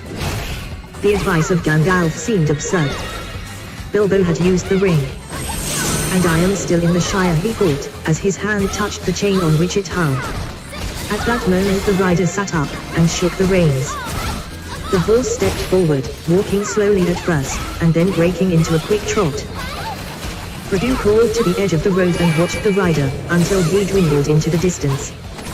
He could not be quite sure, but it seemed to him that suddenly, before it passed out of sight, the horse turned aside and went into the trees on the right. Well, I call that very queer, and indeed disturbing, said Fredo to himself, as he walked towards his companions. Pippin and Sam had remained flat in the grass, and had seen nothing, so Fredo described the rider and his strange behavior. I can't say why, but I felt certain he was looking or smelling for me, and also I felt certain that I did not want him to discover me. I've never seen or felt anything like it in the Shire before. But what has one of the big people got to do with us, said Pippin. And what is he doing in this part of the world? There are some men about, said Fredo. Down in the South Farthing they have had trouble with big people, I believe. But I have never heard of anything like this rider. I wonder where he comes from. Begging your pardon, put in Sam suddenly, I know where he comes from. It's from Hobbiton that this here black rider comes, unless there's more than one. And I know where he's going to. What do you mean, said Fredo sharply, looking at him in astonishment. Why didn't you speak up before? I have only just remembered, sir. It was like this, when I got back to our hole yesterday evening with the key, my dad, he says to me, hello, Sam, he says. I thought you were away with Mr. Fredo this morning. There's been a strange customer asking for Mr. Baggins of Bag End, and he's only just gone. I've sent him on to Buckleberry. Not that I liked the sound of him. He seemed mighty put out, when I told him Mr. Baggins had left his old home for good. This evening, he did. It gave me quite a shudder. What sort of a fellow was he, says I to the gaffer. I don't know, says he, but he wasn't a hobbit. He was tall and black-like, and he stooped over me. I reckon it was one of the big folk from foreign parts. He spoke funny. I couldn't stay to hear more, sir, since you were waiting, and I didn't give much heed to it myself. The gaffer is getting old, and more than a bit blind, and it must have been near dark when this man come up the hill and found him taking the air at the end of our road. I hope he hasn't done no harm, sir, nor me. The gaffer can't be blamed anyway, said Fredo. As a matter of fact, I heard him talking to a stranger, who seemed to be inquiring for me, and I nearly went and asked him who it was. I wish I had, or you had told me about it before. I might have been more careful on the road. Still, there may be no connection between this rider and the gaffer's stranger, said Pippin. We left Hobbiton secretly enough, and I don't see how he could have followed us. What about the smelling sir, said Sam. And the gaffer said he was a black chap. I wish I had waited for Gandalf, Fredo muttered. But perhaps it would only have made matters worse. Then you know or guess something about this rider, said Pippin, who had caught the muttered words. I don't know, and I would rather not guess, said Fredu. All right, cousin Fredu. You can keep your secret for the present, if you want to be mysterious. In the meanwhile, what are we to do? I should like a bite and a sup, but somehow I think we had better move on from here. Your talk of sniffing riders with invisible noses has unsettled me. Yes, I think we will move on now, said Fredu, but not on the road in case that rider comes back, or another follows him. We ought to do a good step more today. Buckland is still miles away. The shadows of the trees were long and thin on the grass as they started off again. They now kept a stone's throw to the left of the road, and kept out of sight of it as much as they could. But this hindered them, for the grass was thick and tussocky, and the ground uneven, and the trees began to draw together into thickets. The sun had gone down red behind the hills at their backs, and evening was coming on before they came back to the road at the end of the long level over which it had run straight for some miles. At that point it bent left and went down into the lowlands of the Yale, making for Stock, but a lane branched right, winding through a wood of ancient oak trees on its way to Woodhall. That is the way for us, said Fredu. Not far from the road meeting they came on the huge hulk of a tree. It was still alive and had leaves on the small branches that it had put out round the broken stumps of its long fallen limbs, but it was hollow, and could be entered by a great crack on the side away from the road. The hobbits crept inside, and sat there upon a floor of old leaves and decayed wood. They rested and had a light meal, talking quietly and listening from time to time. Twilight was about them as they crept back to the lane. The west wind was sighing in the branches. Leaves were whispering. Soon the road began to fall gently but steadily into the dusk. A star came out above the trees in the darkening east before them. They went abreast and in step, to keep up their spirits. After a time, as the stars grew thicker and brighter, the feeling of disquiet left them, and they no longer listened for the sound of hoofs. They began to hum softly, as hobbits have a way of doing as they walk along, especially when they are drawing near to home at night. With most hobbits it is a supper song or a bed song, but these hobbits hummed a walking song, though not, of course, without any mention of supper and bed. Bilbo Baggins had made the words, to a tune that was as old as the hills, and taught it to Fredu as they walked in the lanes of the Water Valley and talked about adventure. Upon the hearth the fire is red. Beneath the roof there is a bed. But not yet weary are our feet. Still round the corner we may meet a sudden tree or standing stone that none have seen but we alone. Tree and flower and leaf and grass. Let them pass. Let them pass. Hill and water under sky. Pass them by. Pass them by. Still round the corner there may wait a new road or a secret gate. And though we pass them by today, tomorrow we may come this way and take the hidden paths that run towards the moon or to the sun. Apple, thorn, and nut and slow. Let them go. Let them go. Sand and stone and pool and dell. Fare you well. Fare you well. Home is behind, the world ahead. And there are many paths to tread. Through shadows to the edge of night. Until the stars are all alight. Then world behind and home ahead. We'll wander back to home and bed. Mist and twilight, cloud and shade. Away shall fade. Away shall fade. Fire and lamp, and meat and bread. And then to bed. And then to bed. The song ended. And underscore now underscore to bed. And underscore now underscore to bed, sang Pippin in a high voice. Hush, said Fredu. I think I hear hoofs again. They stopped suddenly and stood as silent as tree shadows, listening. There was a sound of hoofs in the lane, some way behind, but coming slow and clear down the wind. Quickly and quietly they slipped off the path, and ran into the deeper shade under the oak trees. Don't let us go too far, said Fredu. I don't want to be seen, but I want to see if it is another Black Rider. Very well, said Pippin. But don't forget the sniffing. The hoofs drew nearer. They had no time to find any hiding place better than the general darkness under the trees. Sam and Pippin crouched behind a large tree bole, while Fredu crept back a few yards towards the lane. It showed grey and pale, a line of fading light through the wood. Above it the stars were thick in the dim sky, but there was no moon. The sound of hoofs stopped. As Fredu watched, he saw something dark pass across the lighter space between two trees, and then halt. It looked like a black shade of a horse led by a smaller black shadow. The black shadow stood close to the point where they had left the path, and it swayed from side to side. Fredu thought he heard the sound of snuffling. The shadow bent to the ground, and then began to crawl towards him. Once more the desire to slip on the ring came over Fredu, but this time it was stronger than before. So strong that, almost before he realized what he was doing, his hand was groping in his pocket. But at that moment there came a sound like mingled song and laughter. Clear voices rose and fell in the starlit air. The black shadow straightened up and retreated. It climbed onto the shadowy horse and seemed to vanish across the lane into the darkness on the other side. Fredu breathed again.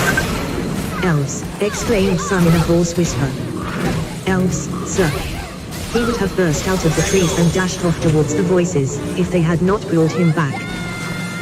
"Yes, it is elves," said Fredu. "One can meet them sometimes near the end. They don't live in the Shire, but they wander into it in spring and autumn, out of their own lands away beyond the Tower Hills. I am thankful that they do. You did not see, but that Black Rider stopped just here and was actually crawling towards us when the song began. As soon as he heard the voices he slipped away." "What about the elves?" said Sam, too excited to trouble about the rider. "Can't we go and see them?" "Listen. They are coming this way," said Fredu. "We have only to wait." The singing drew nearer. One clear voice rose now above the others. It was singing in the fair elven tongue, of which Fredu knew only a little, and the others knew nothing.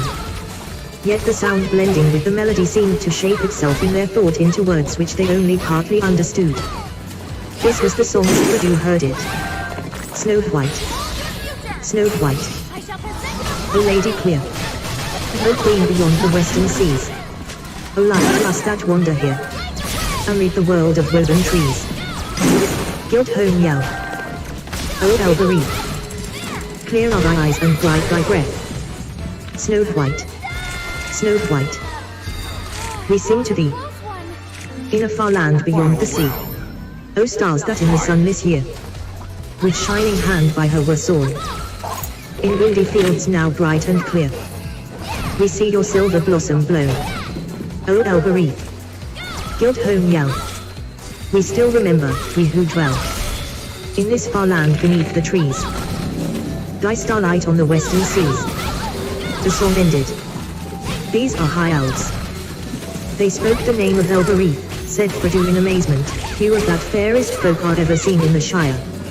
Not many now remain in Middle-earth, east of the Great Sea. This is indeed a strange chance." The hobbits sat in shadow by the wayside.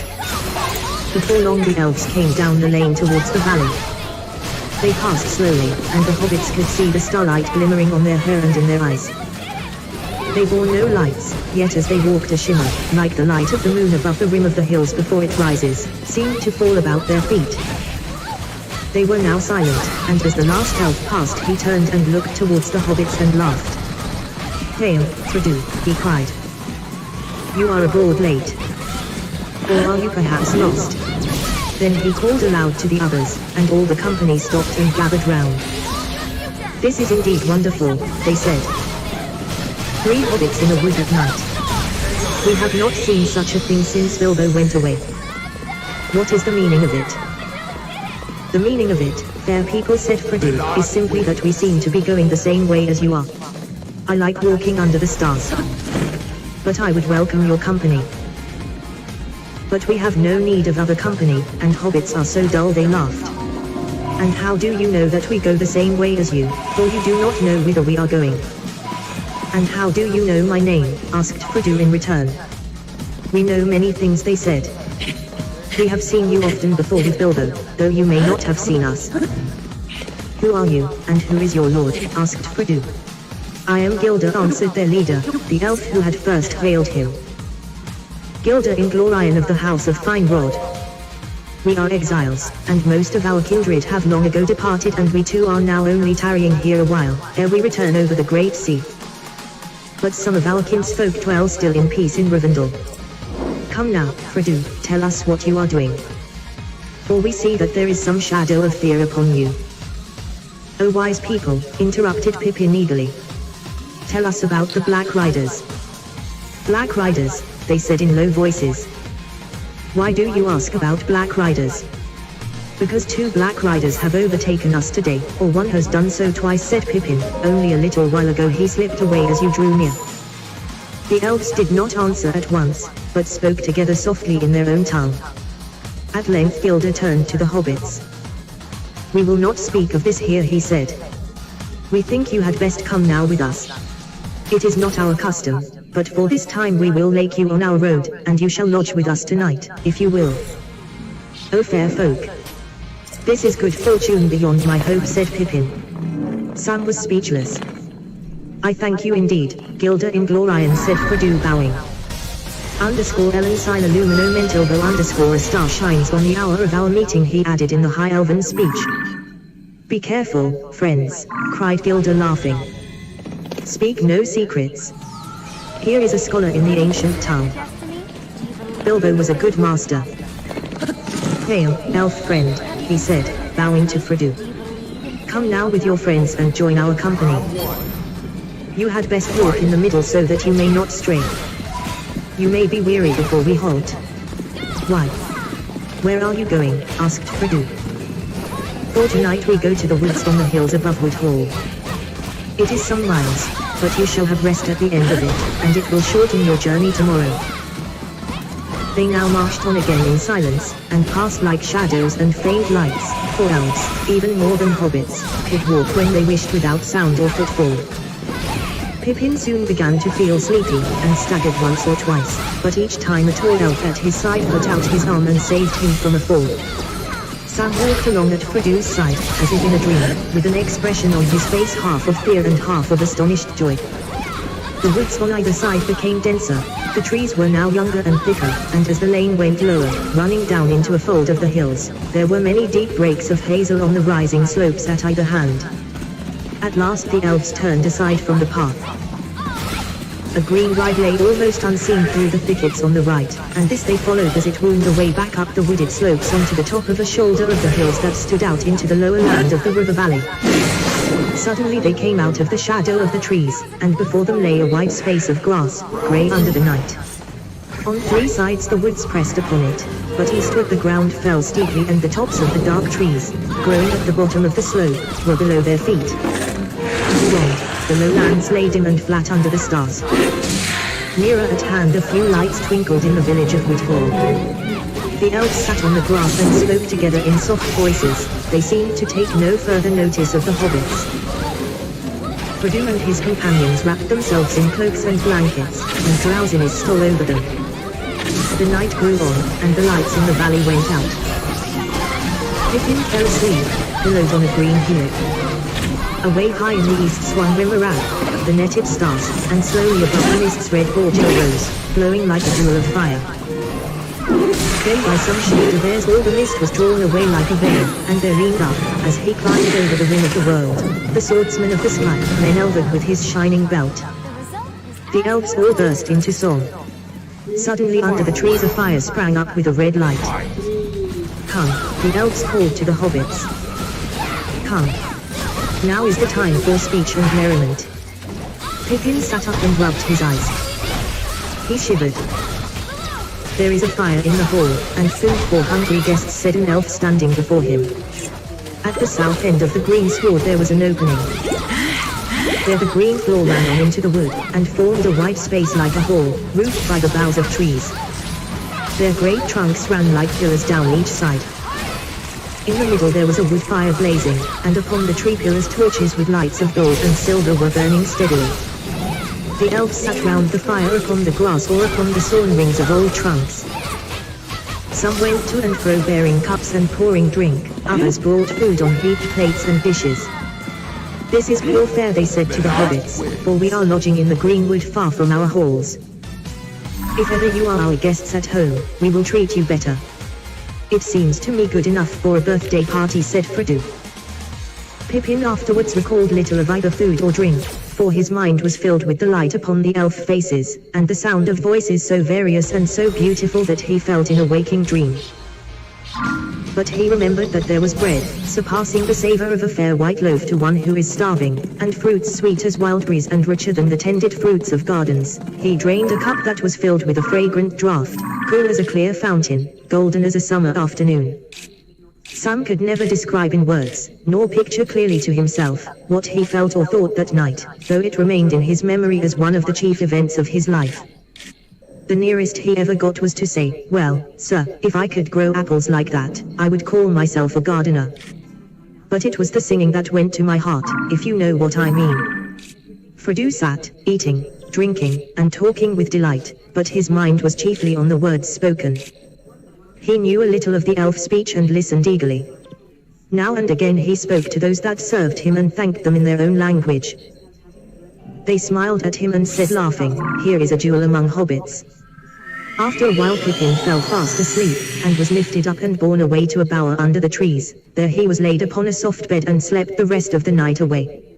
Sam refused to leave his master. When Pippin had gone, he came and sat curled up at Frodo's feet, where at last he nodded and closed his eyes. Frodo remained long awake, talking with Gilda. They spoke of many things, old and new, and Frodo questioned Gilda much about happenings in the wide world outside the Shire. The tidings were mostly sad and ominous, of gathering darkness, the wars of men, and the flight of the elves. At last Frodo asked the question that was nearest to his heart. "Tell me, Gilda, have you ever seen Bilbo since he left us?" Gilda smiled. "Yes," he answered. "Twice. He said farewell to us on this very spot. But I saw him once again, far from here." He would say no more about Bilbo, and Frodo fell silent. "You do not ask me or tell me much that concerns yourself," Frodo said Gilda.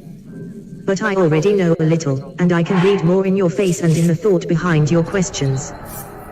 You are leaving the Shire, and yet you doubt that you will find what you seek, or accomplish what you intend, or that you will ever return. Is not that so?" "It is," said Frodo, "but I thought my going was a secret known only to Gandalf and my faithful Sam." He looked down at Sam, who was snoring gently. "The secret will not reach the enemy from us," said Gilda. "The enemy," said Frodo. "Then you know why I am leaving the Shire." "I do not know for what reason the enemy is pursuing you," answered Gilda, "but I perceive that he is strange indeed, though that seems to me.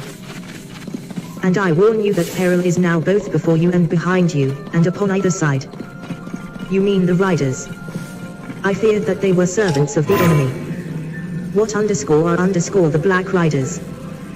Has Gandalf told you nothing?" "Nothing about such creatures." "Then I think it is not for me to say more, lest terror should keep you from your journey. For it seems to me that you have set out only just in time, if indeed you are in time. You must now make haste, and neither stay nor turn back, for the Shire is no longer any protection to you." "I cannot imagine what information could be more terrifying than your hints and warnings," exclaimed Frodo. "I knew that danger lay ahead, of course, but I did not expect to meet it in our own Shire. Can't a hobbit walk from the water to the river in peace?" "But it is not your own Shire," said Gilda. "Others dwelled here before hobbits were, and others will dwell here again when hobbits are no more. The wide world is all about you. You can fence yourselves in, but you cannot forever fence it out. I know, and yet it has always seemed so safe and familiar. What can I do now? My plan was to leave the Shire secretly, and make my way to Rivendell, but now my footsteps are dogged, before ever I get to Buckland." "I think you should still follow that plan," said Gilda. "I do not think the road will prove too hard for your courage. But if you desire clearer counsel, you should ask Gandalf. I do not know the reason for your flight, and therefore I do not know by what means your pursuers will assail you. These things Gandalf must know. I suppose that you will see him before you leave the Shire." "I hope so. But that is another thing that makes me anxious. I have been expecting Gandalf for many days. He was to have come to Hobbiton at the latest 2 nights ago, but he has never appeared. Now I am wondering what can have happened. Should I wait for him? Gilda was silent for a moment. I do not like this news, he said at last. That Gandalf should be late does not bode well. But it is said, do not meddle in the affairs of wizards, for they are subtle and quick to anger. The choice is yours, to go or wait. And it is also said, answered Frodo, go not to the elves for counsel, for they will say both no and yes. Is it indeed? Laughed Gilda. Elves seldom give unguarded advice, for advice is a dangerous gift, even from the wise to the wise, and all courses may run ill. But what would you? You have not told me all concerning yourself, and how then shall I choose better than you? But if you demand advice, I will for friendship's sake give it. I think you should now go at once, without delay, and if Gandalf does not come before you set out, then I also advise this, do not go alone. Take such friends as are trusted and willing. Now you should be grateful, for I do not give this counsel gladly. The elves have their own labors and their own sorrows, and they are little concerned with the ways of hobbits, or of any other creatures upon earth. Our paths cross there seldom, by chance or purpose. In this meeting there may be more than chance, but the purpose is not clear to me, and I fear to say too much. I am deeply grateful, said Frodo, but I wish you would tell me plainly what the Black Riders are. If I take your advice I may not see Gandalf for a long while, and I ought to know what is the danger that pursues me. Is it not enough to know that they are servants of the enemy, answered Gilda. Flee them. Speak no words to them. They are deadly. Ask no more of me. But my heart forebodes that, ere all is ended, you, Frodo son of Drogo, will know more of these fell things than Gilda Inglorion. May Elbereth protect you. But where shall I find courage? Asked Frodo. That is what I chiefly need. Courage is found in unlikely places, said Gilda.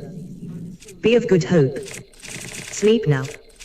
In the morning we shall have gone, but we will send our messages through the lands. The wandering companies shall know of your journey, and those that have power for good shall be on the watch. I name you elf friend, and may the stars shine upon the end of your road. Seldom have we had such delight in strangers, and it is fair to hear words of the ancient speech from the lips of other wanderers in the world. Frodo felt sleep coming upon him, even as Gilda finished speaking. I will sleep now, he said, and the elf led him to a bower beside Pippin, and he threw himself upon a bed and fell at once into a dreamy slumber. Chapter 4 A shortcut to mushrooms. In the morning Frodo woke refreshed. He was lying in a bower made by a living tree with branches laced and drooping to the ground. His bed was of fern and grass, deep and soft and strangely fragrant. The sun was shining through the fluttering leaves, which were still green upon the tree. He jumped up and went out. Sam was sitting on the grass near the edge of the wood. Pippin was standing studying the sky and weather. There was no sign of the elves. They have left us fruit and drink, and bread, said Pippin. Come and have your breakfast. The bread tastes almost as good as it did last night. I did not want to leave you any, but Sam insisted. Frodo sat down beside Sam and began to eat. What is the plan for today? Asked Pippin. To walk to Buckleberry as quickly as possible, answered Frodo, and gave his attention to the food. Do you think we shall see anything of those riders? Asked Pippin cheerfully. Under the morning sun the prospect of seeing a whole troop of them did not seem very alarming to him. Yes, probably, said Frodo, not liking the reminder. But I hope to get across the river without their seeing us. Did you find out anything about them from Gilda? Not much, only hints and riddles, said Frodo evasively. Did you ask about the sniffing? We didn't discuss it, said Frodo with his mouth full. You should have. I am sure it is very important. In that case I am sure Gilda would have refused to explain it, said Frodo sharply. And now leave me in peace for a bit. I don't want to answer a string of questions while I am eating. I want to think. Good heavens, said Pippin. At breakfast. He walked away towards the edge of the green. From Fredou's mind the bright morning treacherously bright, he thought had not banished the fear of pursuit, and he pondered the words of Gilda. The merry voice of Pippin came to him. He was running on the green turf and singing. No. I could not, he said to himself. It is one thing to take my young friends walking over the Shire with me, until we are hungry and weary, and food and bed are sweet.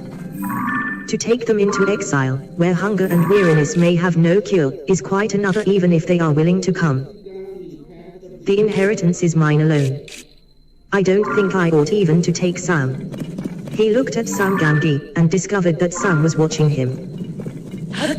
Well, Sam, he said. What about it?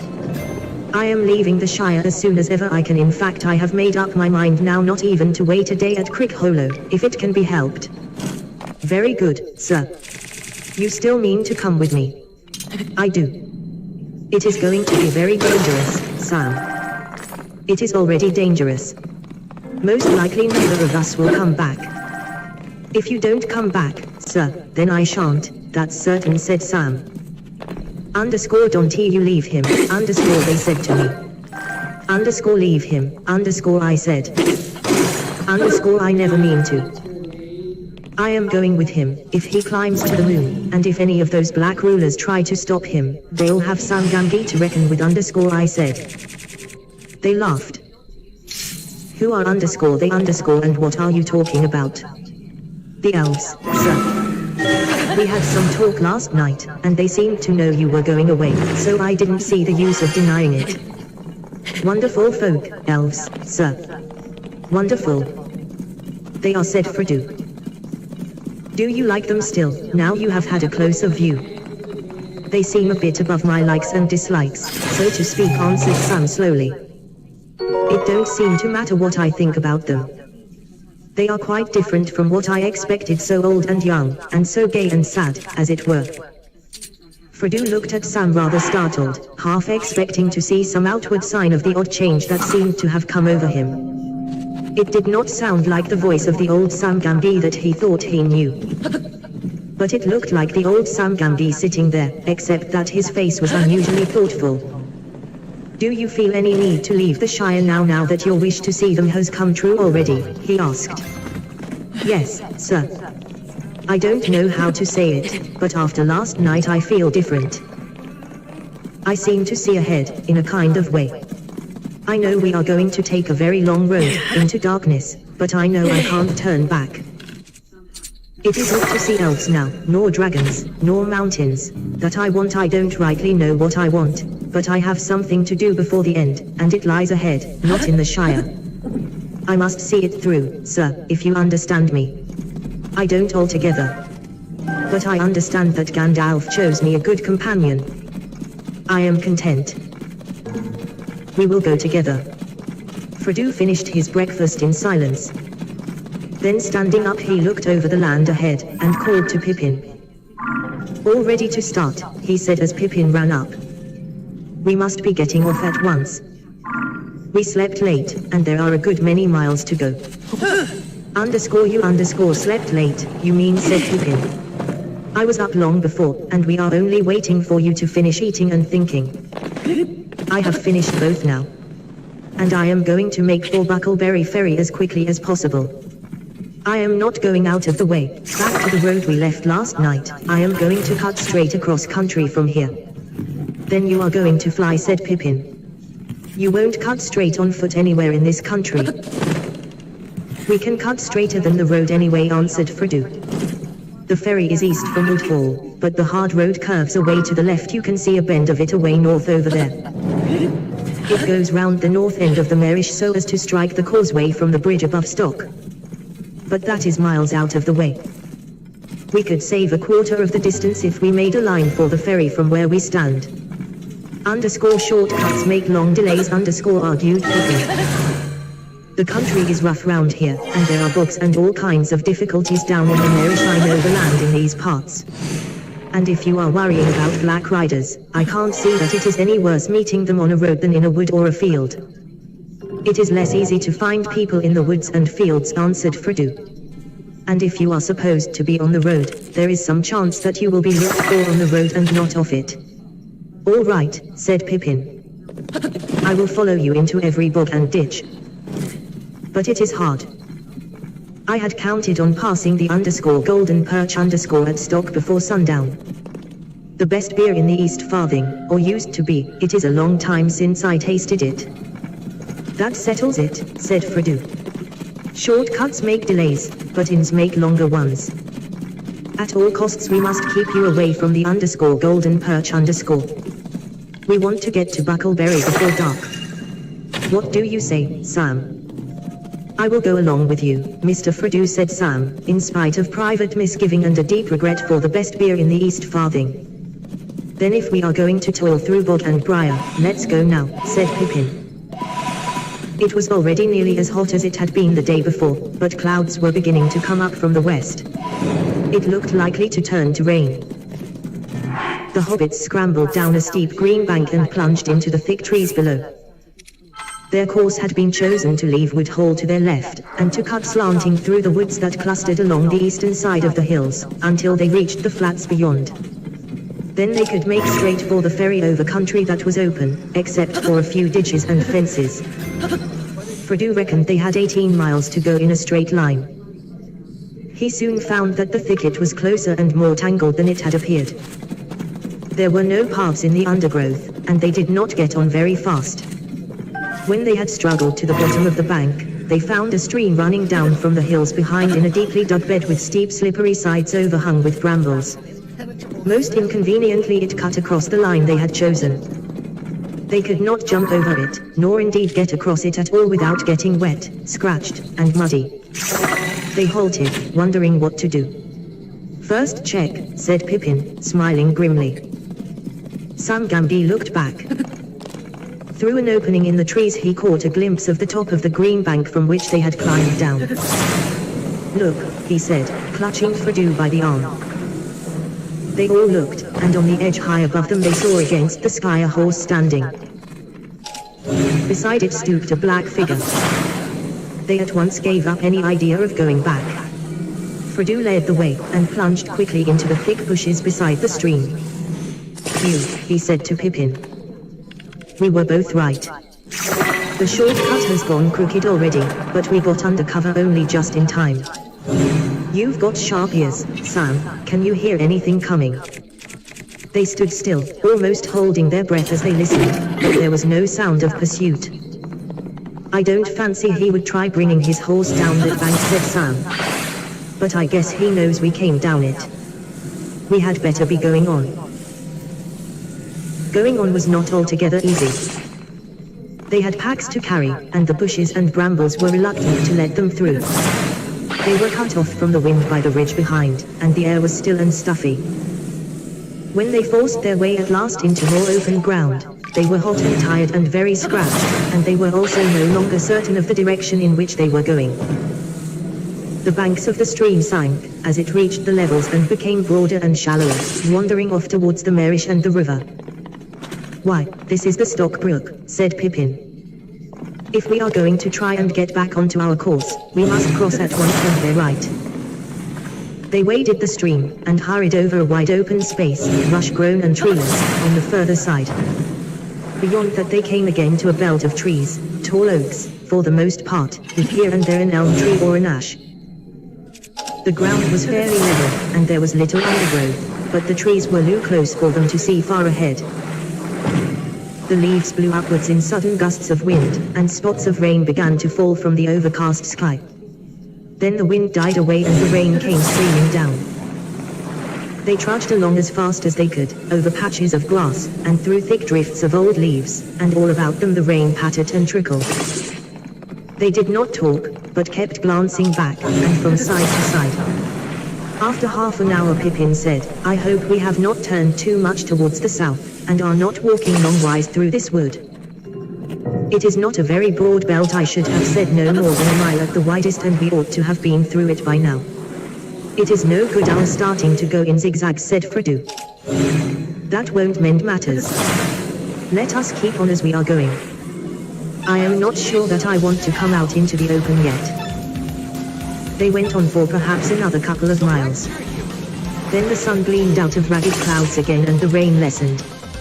It was now past midday, and they felt it was high time for lunch.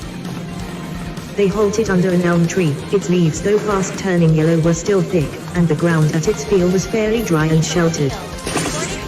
When they came to make their meal, they found that the elves had filled their bottles with a clear drink. Pale golden in color, it had the scent of a honey made of many flowers, and was wonderfully refreshing.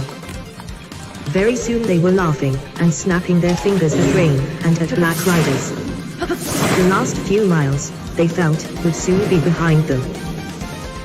Fredu propped his back against the tree trunk, and closed his eyes. Sun and Pippin sat near, and they began to hum, and then to sing softly. Ho! Ho! Ho! To the bottle I go. To heal my heart and drown my woe. Rain may fall and wind may blow. And many miles be still to go. But under a tall tree I will lie. And let the clouds go sailing by. Underscore ho. Ho. Ho. Underscore they began again louder. They stopped short suddenly. Fredu sprang to his feet. A long-drawn wail came down the wind, like the cry of some evil and lonely creature. It rose and fell, and ended on a high piercing note. Even as they sat and stood, as if suddenly frozen, it was answered by another cry, fainter and further off, but no less chilling to the blood. There was then a silence, broken only by the sound of the wind in the leaves. And what do you think that was? Pippin asked at last, trying to speak lightly, but quavering a little. If it was a bird, it was one that I never heard in the Shire before. It was not bird or beast, said Fredu. It was a call, or a signal. There were words in that cry, though I could not catch them. But no hobbit has such a voice. No more was said about it.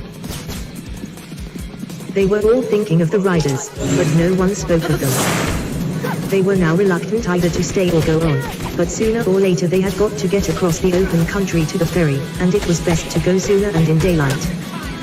In a few moments they had shouldered their packs again and were off. Before long the wood came to a sudden end.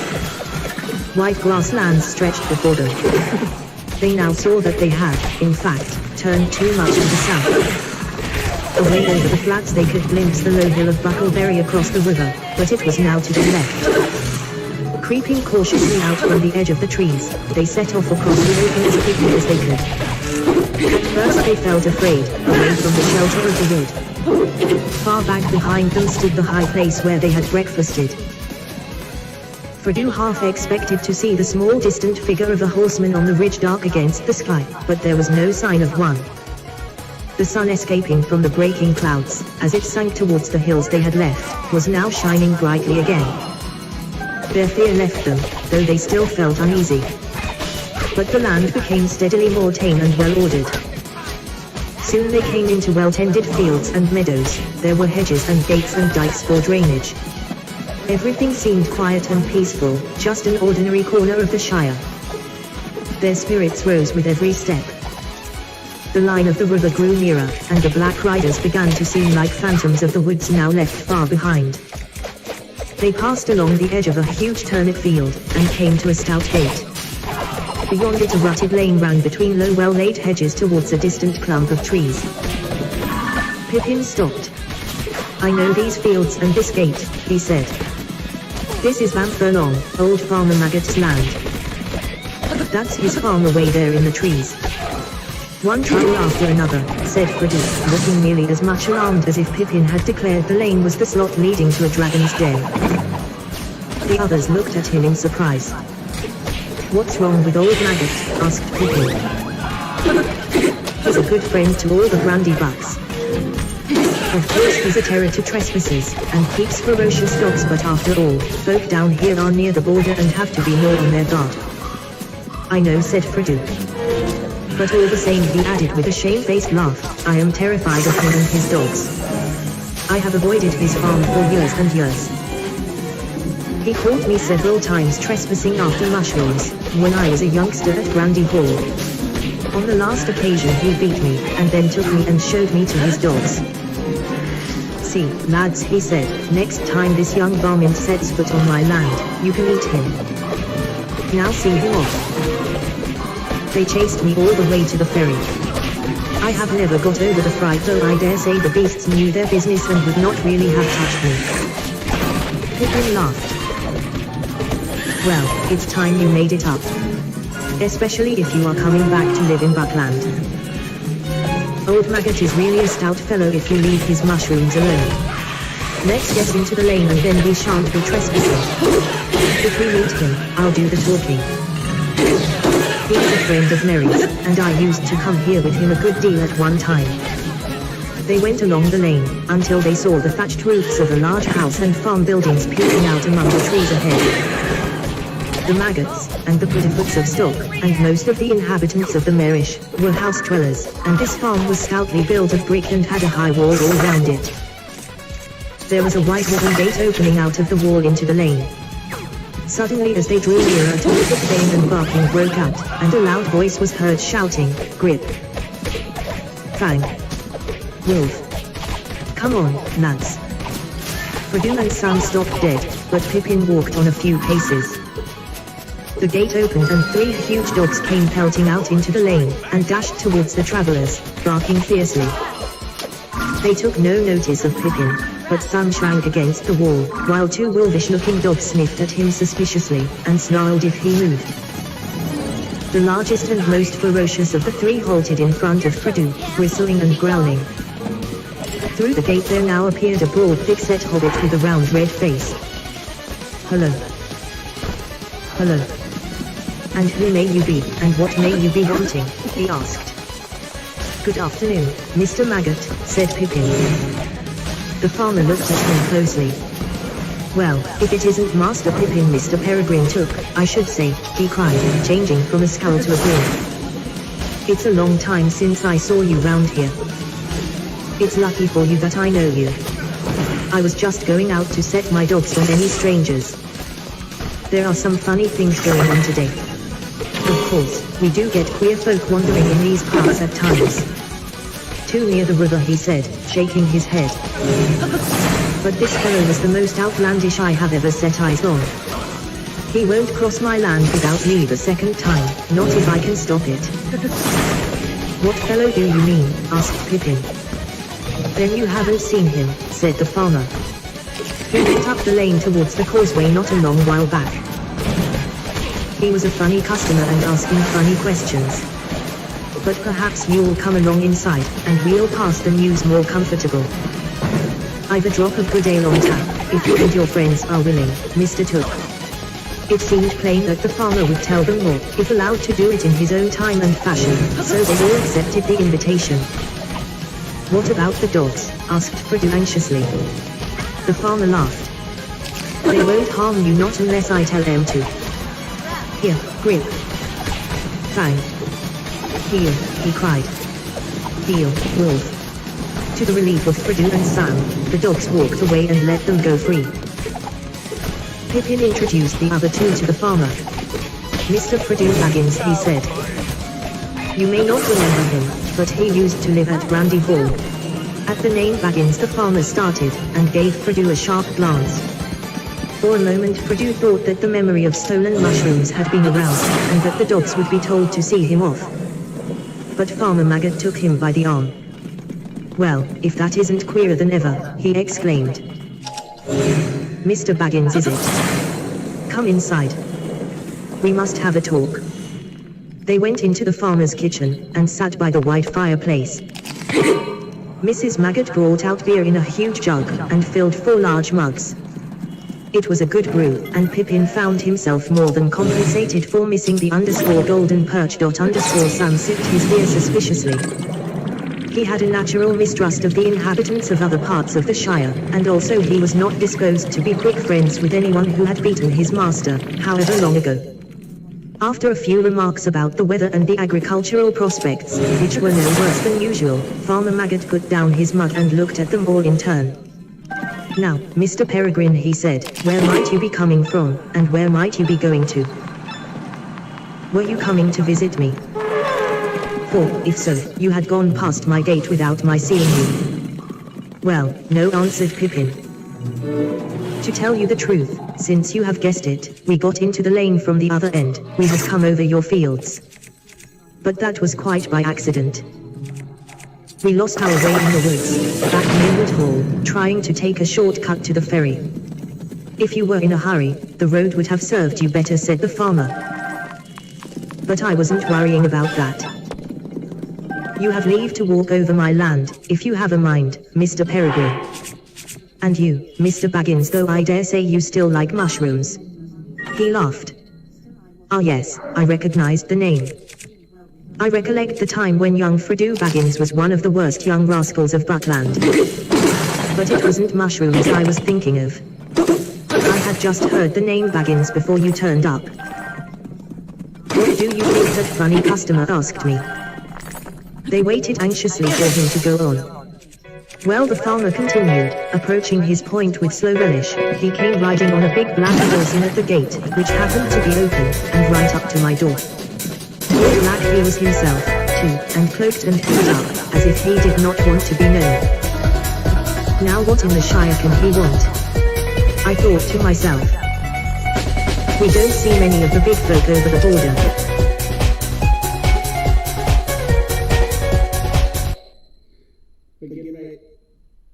Well, that was an interesting episode, wasn't it?